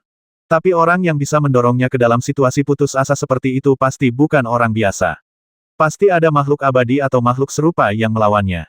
Menarik, gua abadi sudah kosong, seseorang sudah mendahului kita. Bagaimana kalau kita pergi ke sana dan menyaksikan pertempurannya, dan mungkin memanfaatkan kesempatan untuk memanfaatkan situasi ini. 6.000 mil jauhnya dari desa Changliu, sekelompok orang berjalan perlahan. Tiba-tiba pendeta Tao muda yang memimpin berbalik dan menunjukkan ekspresi aneh. San Ying bertanya, Paman Ming Feng, ada apa? Tatapan Ming Feng sedikit menajam saat dia berkata, seseorang sedang mencoba memadatkan inti. Para pengikut generasi San semuanya sedikit terkejut dan tercengang. Ming Feng merenung sejenak dan berkata, sayangnya, fondasinya tidak memadai. Meskipun telah menyebabkan perubahan di dunia dan menghasilkan fenomena pil yang memadat, tidak ada esensi Tao di dalamnya. Sekalipun cukup beruntung untuk memadatkan pil secara paksa, itu bukan pil emas Dao Agung, melainkan pil palsu. Orang beriman itu bertanya dengan ragu, pil palsu. Eliksir palsu adalah sejenis eliksir emas, kata Sanru. Para tetua di ruang kuliah pernah membicarakan hal ini, tetapi kau lupa. Eliksir palsu adalah eliksir emas yang terbentuk dari sup emas dan cairan giok setinggi 9 inci, tetapi tidak memiliki esensi Dao. Itu bukanlah eliksir emas sejati dari Dao Agung. Ia memiliki wujud tetapi tidak memiliki roh, dan sebenarnya lebih rendah daripada seorang sudo abadi yang mencapai Dao melalui alkimia eksternal. Konon eliksir palsu tidak dapat bertahan lama. Bahkan jika dibentuk secara paksa, pada akhirnya akan runtuh dan kembali menjadi sup emas dan cairan giok. Ketika sebagian besar kultivator mengalami kerundewa eliksir palsu, sup emas dan cairan giok yang melonjak akan menembus dantian mereka, menyebabkan kerusakan parah pada kultivasi mereka atau bahkan kematian. Dia bukan hanya tidak memiliki esensi Taois, tetapi juga tidak memiliki fondasi apapun. Ming Feng menggelengkan kepalanya dan berkata, Taois ini baru saja menguasai ramuan giok emas 9 inci, dan sepertinya pemahamannya masih belum stabil. Dalam kondisi seperti ini, dia berani memadatkan ramuan itu secara paksa. Dia mungkin bahkan tidak akan bisa memadatkan ramuan palsu dan akan menderita serangan balik dan mati. Tapi, bagaimana mungkin orang seperti dia bisa begitu sembrono? Murid-murid generasi San semuanya sangat bingung. San Xin bertanya, apakah paman guru mengenalnya? Siapa orang ini? Ming Feng menjawab dengan tenang, itulah Taois Yanfen. Apa? Para murid menjadi sangat khawatir. Ekspresi Ming Feng tetap tidak berubah. Setelah berpikir sejenak, ia berkata, Taois Yanfen ini, meskipun kultivasinya tidak tinggi, aku merasa dia cukup baik. Mungkin dia tidak sepenuhnya tanpa harapan. Ming Feng menggelengkan kepalanya sedikit dan berkata, ayo pergi, masalah ini tidak ada hubungannya dengan kita. Akan tetapi, tidak ada satupun murid generasi San yang mengambil langkah. Paman Guru, San Ren berkata dengan suara rendah, kita semua di sini untuk mencari pengalaman, mengapa kita tidak pergi dan memperluas wawasan kita? Ming Feng mengerutkan kening dan berkata, saya sudah merencanakan rute perjalanan ini, dan itu tidak bisa diubah dengan mudah. San Ying menggigit bibirnya dan berkata, dia membantu kita. Ming Feng menjawab dengan tenang, terus kenapa? Bukankah aku sudah memberinya hadiah? Lagi pula, denganku di pegunungan dekat sini, bahkan jika dia tidak bergerak, apakah nyawa kalian akan terancam? Mengubah rute pasti akan menyebabkan komplikasi yang tak terduga. Kalau tidak, aku pasti sudah pergi untuk merebut harta abadi tingkat tinggi itu, tali pengikat naga. Jika aku sendiri yang mengambil tindakan, aku 90% yakin akan mendapatkan tali pengikat naga. Tapi aku diperintahkan untuk membawa kalian dalam perjalanan yang sangat penting, jadi aku meninggalkan tali pengikat naga untuk menghindari masalah yang tidak perlu. Karena kalian ingin aku pergi, aku akan pergi, kan?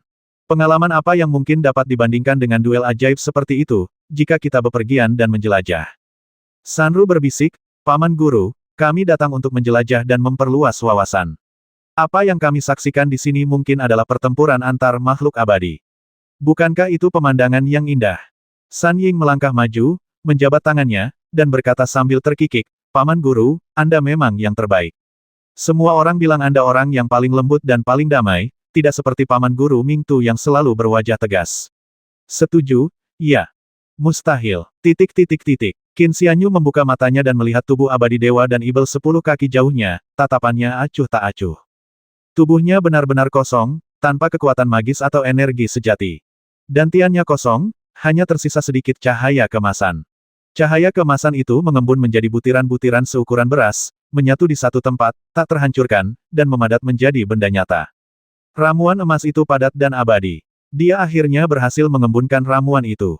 Lai Chang, sang manusia sejati abadi, tingginya 3 zang, dengan 6 lengan tebal, sosok yang agung, dan mata gelap yang menampakkan ekspresi menghina.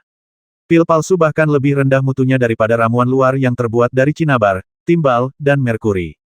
Kepala raksasa tubuh sejati abadi itu sedikit bergetar, lalu berkata dengan suara berat, meskipun kau jauh lebih unggul dari puncak alam naga harimau, kau bahkan tidak sehebat makhluk abadi semu.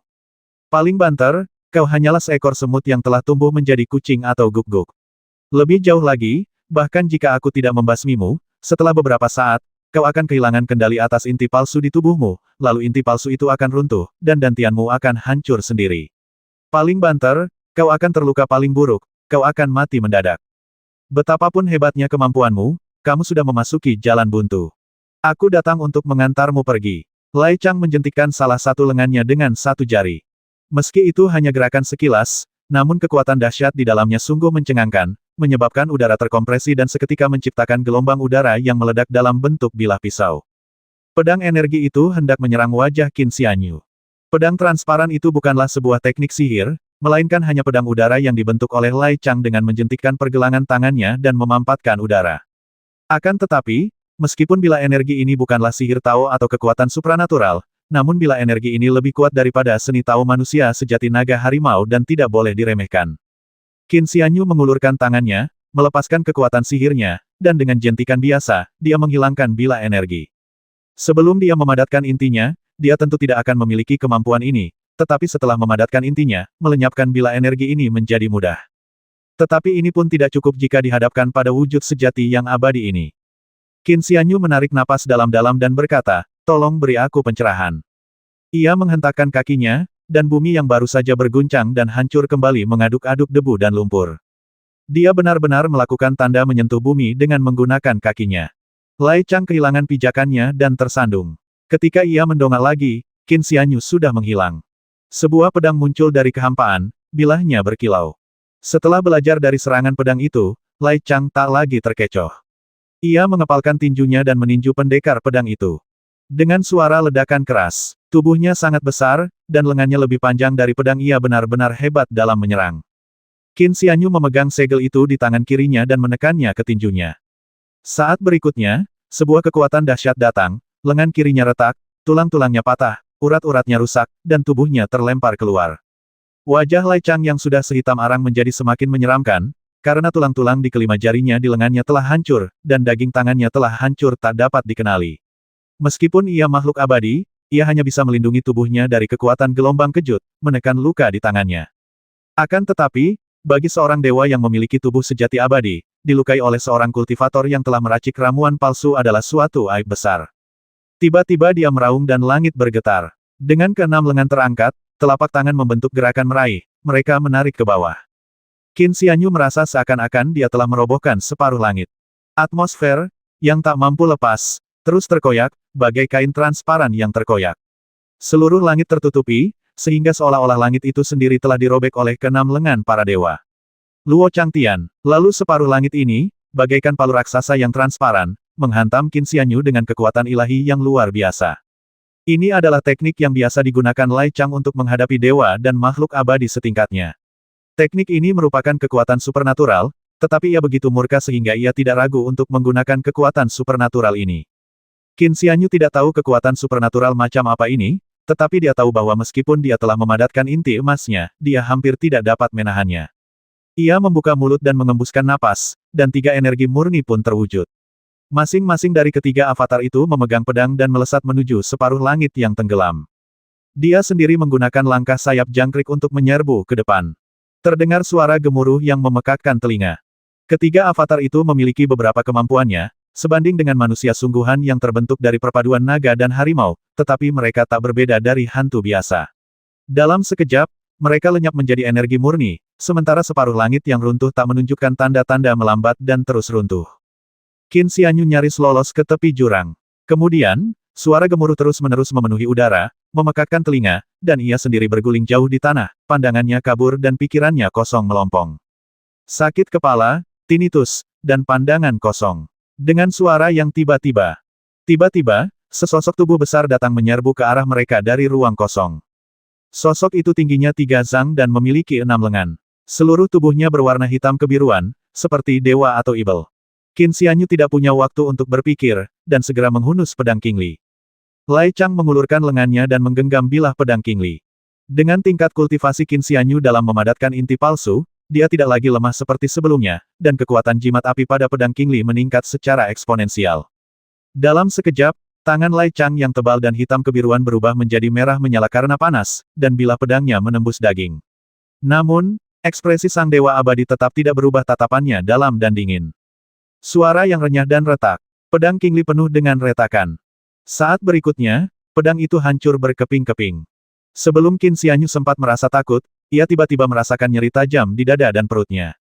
Lai Chang mengulurkan lengannya yang lain dan menjentikkan jarinya di antara dada dan perut Qin Xianyu. Kemudian, Pendeta Tao Yanfen terlihat terbang mundur bagaikan anak panah yang dilepaskan dari busurnya, mematahkan pohon willow di pintu masuk desa, menghancurkan bebatuan di kejauhan, dan menghantam permukaan tebing. Dia tiba-tiba muntah darah, merasa seolah-olah dalamnya telah bergeser. Namun, cahaya keemasan di dantiannya mengalami perubahan. Cahaya yang telah mengembun menjadi inti emas menjadi tidak stabil ketika Lai Chang menjentikkan jarinya.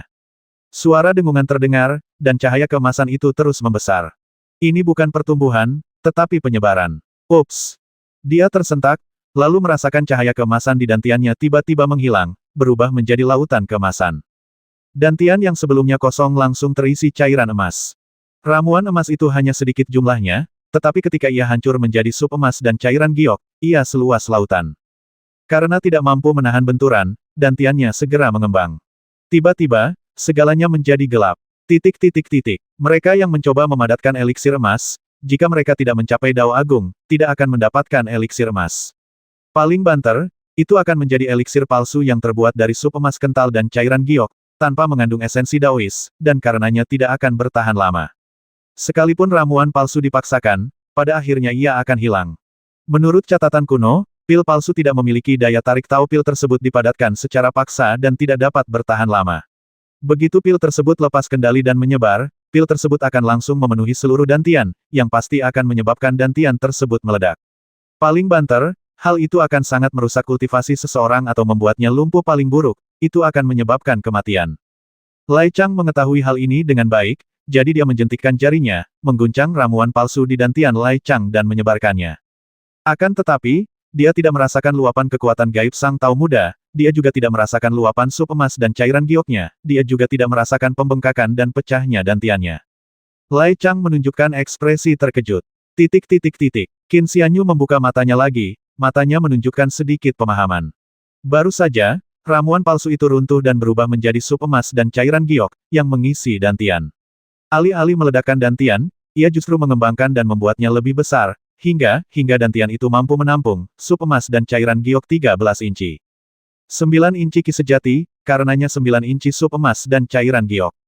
Jika aku punya 13 inci energi sejati, maka aku juga harus punya 13 inci sup emas dan cairan giok. Ketika ramuan palsu itu hancur dan berubah kembali menjadi ramuan emas, panjangnya bukan 9 inci, melainkan 13 inci. Qin Xianyu samar-samar merasa bahwa kultivasinya saat ini terhadap ramuan giok emas 13 inci tidak kalah dibandingkan saat ia memadatkan inti palsu. Malahan, berkat pedang Dao, kultivasinya menjadi lebih baik lagi. Pil palsu tidak memiliki hakikat Dao, mereka hanyalah pil yang dibentuk dari ramuan mujarab dan tidak dapat bertahan lama. Pada saat ini, di dalam kaldu emas 13 inci dan cairan giok, ada pedang Dao. Qin Xianyu sendiri tidak pernah memahami Dao, tetapi pedang Dao itu sendiri mengandung Dao yang tidak dapat dipahami Qin Xianyu.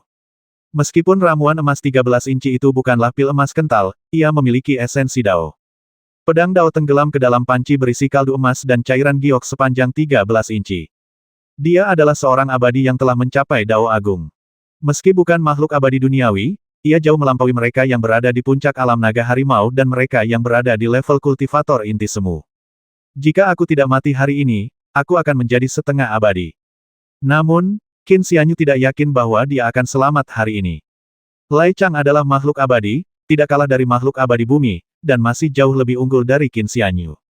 Dengan hancurnya pedang King Li, kemampuan mereka semakin berkurang. Lai Chang tampaknya menyadari sesuatu, dan meraung marah, otang pembawa sial. Lai Chang awalnya menjentikkan jarinya untuk menghancurkan inti palsu di dalam tubuh pria itu, membuatnya menghilang menjadi ramuan emas yang mengalir melalui dantiannya. Namun, ia tidak menyangka pria itu akan benar-benar merasa seolah-olah telah mengubah kemalangan menjadi keberuntungan. Meskipun ia tidak tahu detailnya, aura pria itu bahkan lebih kuat dari sebelumnya.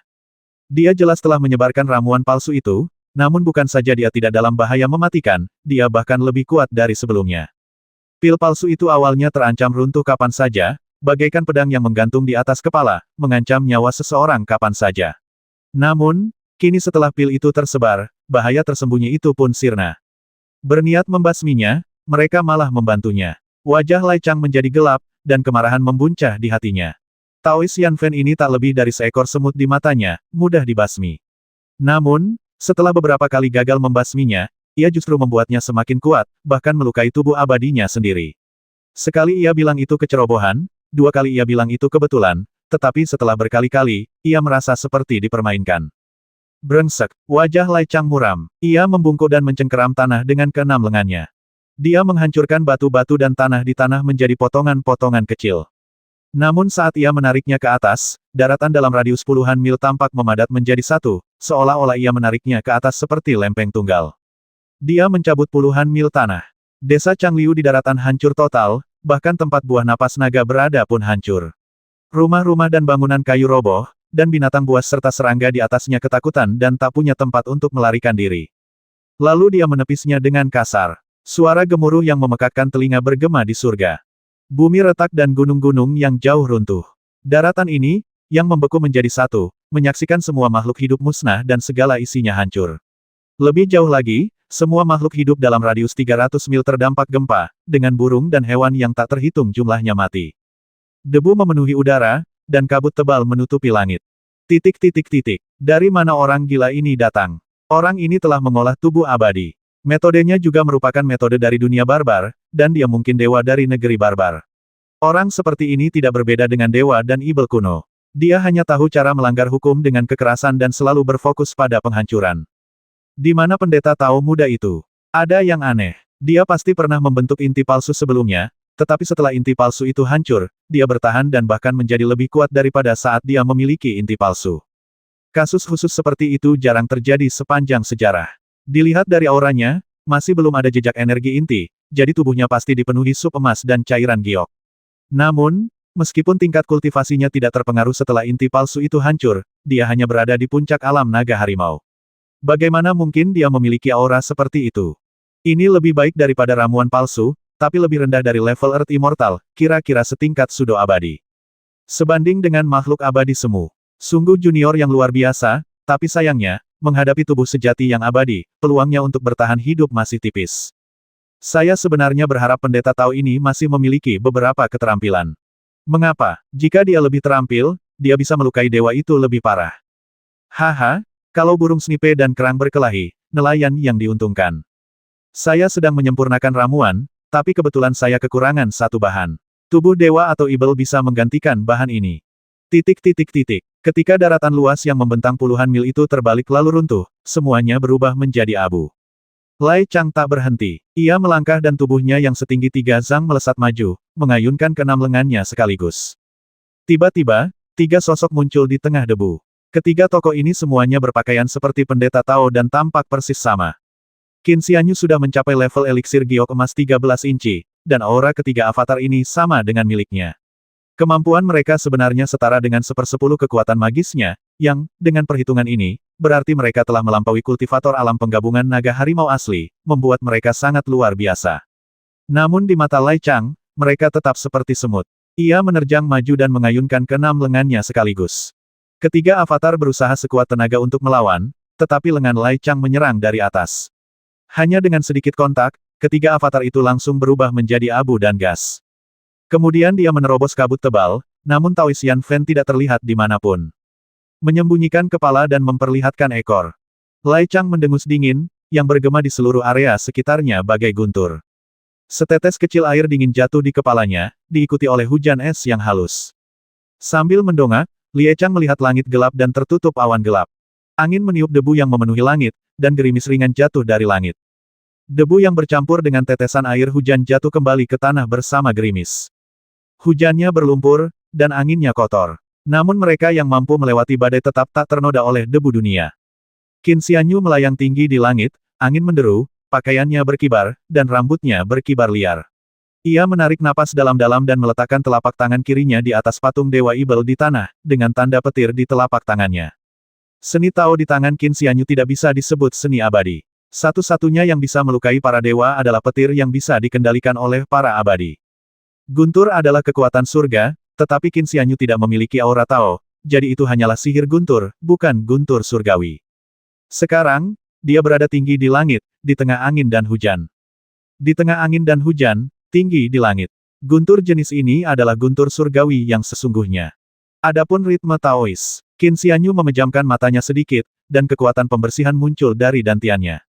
Kekuatan itu menembus dantian tengah, tetapi hanya melewati lantai 12, sebelum beralih ke lengan kirinya dan tiba di titik akupuntur di telapak tangannya, yang tersembunyi di dalam segel petir.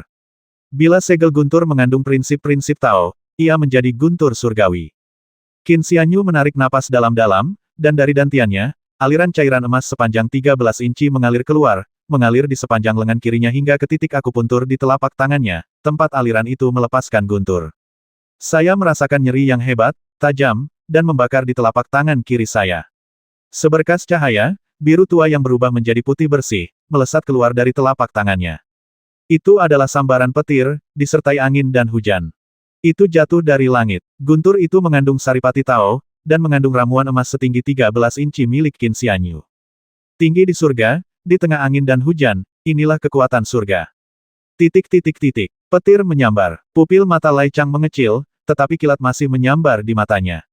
Seorang kultivator yang tidak berarti, bahkan bukan seorang abadi, berani berdiri di atasku. Nada suaranya semakin dalam, dan dia berkata dengan suara rendah, akulah yang berada tinggi di atas, memandang ke bawah ke semua makhluk hidup. Lai Chang berjongkok sedikit, lalu mengerahkan tenaga, menyebabkan tanah di bawah kakinya runtuh. Tanah dalam radius 20 atau 30 kaki amblas beberapa kaki. Tanah yang runtuh retak terbuka, dan retakannya menyebar hingga puluhan mil. Dia memanfaatkan momentum itu untuk melompat ke langit. Para dewa seharusnya berada tinggi di atas, memandang semua makhluk hidup dari langit. Kapankah giliran seorang Taois naik ke atas surga?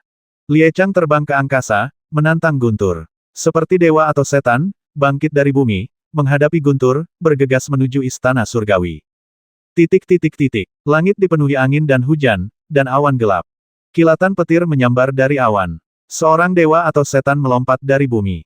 Adegan ini sungguh mengejutkan. Menurut teks manusia, ini adalah ibel yang menghadapi guntur dan kilat, mencoba menguasai seluruh surga.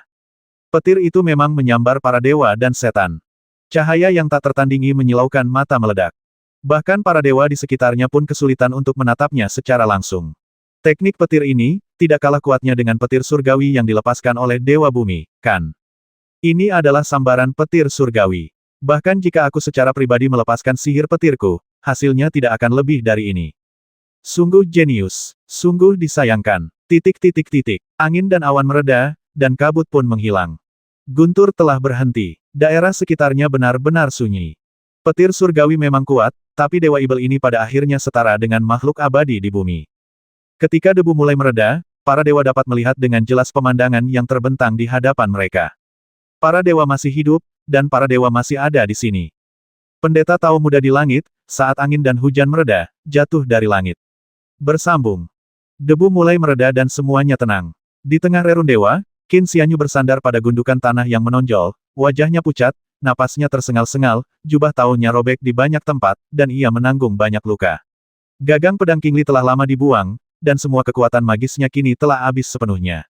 Setelah dia menghabiskan seluruh 13 inci ramuan emas di tubuhnya benar-benar kosong. Kilatan petir itu adalah kekuatan penuhnya, tanpa keraguan apapun. Sejak saya mulai mempraktikkan Taoisme, saya selalu memiliki keleluasaan dalam segala hal yang saya lakukan. Ini adalah situasi hidup atau mati. Jika kita gagal dalam satu serangan ini, tidak akan ada jalan kembali. Sepertinya ini pertama kalinya aku menghabiskan semua kekuatan sihirku hanya untuk melepaskan satu mantra petir. Qin Xianyu benar-benar hampa, samar, dan samar. Ia berpikir, situasi saat aku berhadapan dengan Dewa Gayi di Gunung Tianzun agak mirip dengan saat ini, tapi sepertinya aku tidak memiliki tekad yang sama. Di sisi lain, Dewa dan Ibel yang tubuhnya hancur berhasil berdiri. 1 dari 6 lengannya hancur, dan 3 lainnya lumpuh. Tubuhnya terbelah dari bahu hingga tulang rusuk oleh petir, lukanya hangus menghitam dan tidak ada darah yang mengalir. Tatapan mata Lai Chang begitu dalam dan tak terduga, dia tak lagi menunjukkan banyak amarah, hanya sedikit kegilaan. Jadi kenapa kalau itu Thunder? Dia berdiri, kepalanya tegak, menunduk, dan berkata dengan suara berat, aku adalah dewa. Petir telapak tangan Qin Xianyu tidak kalah kuatnya dengan mantra petir yang dilepaskan oleh Dewa Bumi, dan itu cukup untuk mengancam kehidupan seorang dewa. Akan tetapi, meskipun sambaran petir ini tidak kalah kuat dari teknik surgawi, bahkan ketika makhluk abadi duniawi bertarung melawan dewa, itu tidak selalu berarti membasmi musuh dengan satu serangan. Lai Chang akhirnya tidak terbasmi oleh petir itu. Lai Chang berjalan perlahan, setiap langkahnya terbenam dalam tanah. Tatapannya dalam, matanya gelap, dan tubuhnya yang besar memancarkan aura yang ganas. Namun, Qin Xianyu tidak menunjukkan rasa takut. Meskipun napasnya lemah, ia berhasil berkata, senior berniat mengambil nyawaku. Lai Chang berkata perlahan, apakah menurutmu saat ini, aku harus mengampuni nyawamu? Qin Xianyu mengangguk sedikit dan berkata, kalau begitu, mungkin itu hal yang bijaksana untuk dilakukan, senior. Konyol, Lai Chang tertawa dan berkata, kau bahkan belum mendapatkan inti emas Dao Agung, tapi kau sudah berhasil melukaiku sampai sejauh ini. Kau punya alasan untuk bangga. Kau, seorang junior, berani melukaiku, semakin mempermalukan statusku sebagai dewa. Sekarang kau sudah kelelahan dan kehabisan akal, tak ada bedanya dengan daging di talenan. Membasmimu semudah mengangkat jari. Sekarang kau ingin aku berhenti. Kau gila? Atau kau pikir aku gila? Kalau kau masih ngotot, berarti kau gila. Qin Xianyu tersenyum tipis. Senior, kau memang punya keahlian. Lai Chang mencibir, sekalipun aku hanya punya kekuatan untuk mengangkat tanganku, itu sudah cukup untuk membasmimu. Itu tidak cukup. Qin Xianyu mengeluarkan sebuah labu dari balik punggungnya. Labu itu berwarna merah seluruhnya, dengan tutup yang sedikit lebih terang.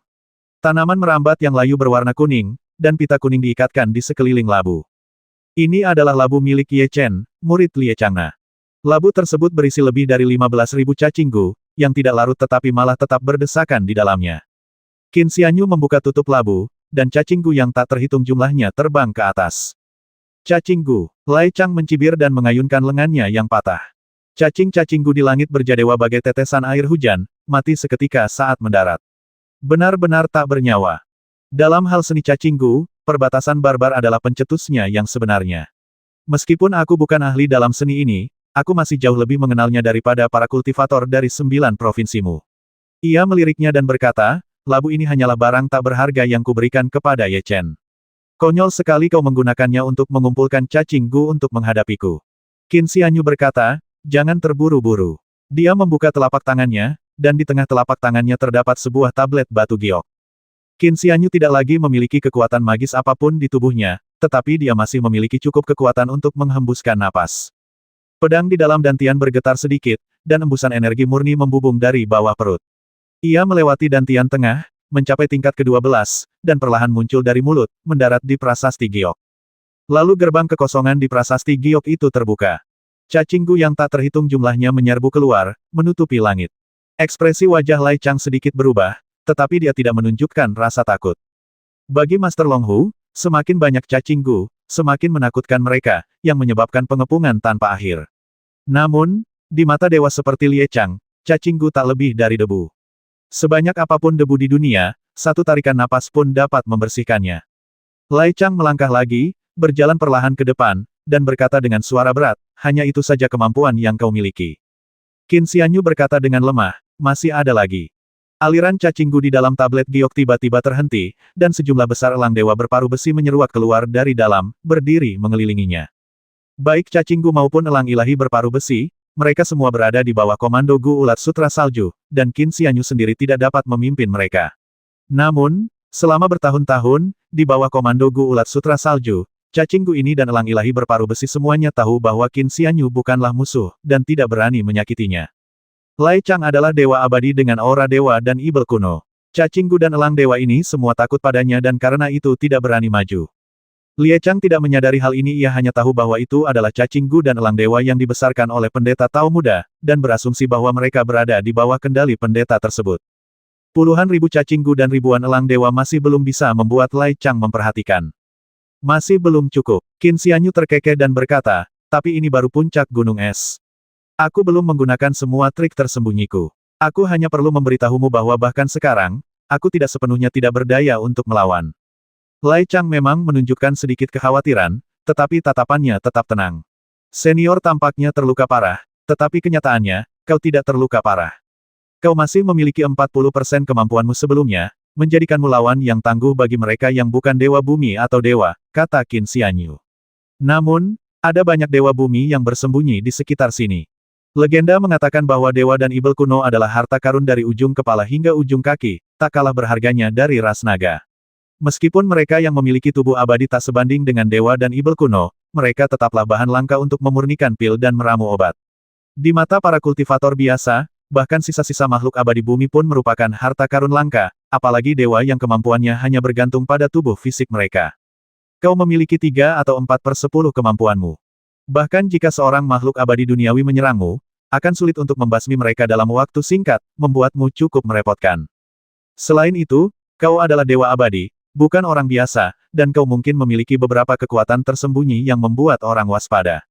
Terus terang, meskipun tubuhmu mungkin berguna dalam alkimia dan pembuatan obat, itu bukanlah harta yang tak tertandingi. Tidak pantas bagi seorang makhluk abadi duniawi untuk bertarung sampai mati denganmu, yang saat ini hanya memiliki setengah dari kultivasimu yang tersisa. Tapi jika kau datang untuk membasmiku, kau pasti akan kehilangan sejumlah sumber daya. Qin Xianyu berbicara panjang lebar, sedikit terengah-engah, lalu memaksakan senyum, berkata, ketika kau kelelahan lagi, kemampuanmu akan semakin berkurang, dan kau akan menjadi lebih lemah. Pada saat itu, para dewa bumi di sekitarmu hanya perlu satu teknik abadi untuk mengambil nyawamu, lalu membagi tubuh ini di antara mereka. Mungkin kau masih memiliki beberapa harta karun suci, yang juga bisa dibagi. Ekspresi Lai Chang berubah. Mengingat sifatmu, satu-satunya alasan kau mau mendengarkan apa yang kukatakan adalah karena kau waspada padaku. Qin Xianyu berkata, kamu sudah waspada terhadap hal ini selama beberapa waktu aku hanya mengingatkanmu. Kemudian, dia merobek bajunya dan menemukan tali kain pangkemping terikat di pinggangnya. Ia memiliki aura leluhur Dao. Saat merasakan aura ini, ekspresi Lai Chang berubah drastis. Ada juga banyak suara aneh di sekitar. Bersambung. 410.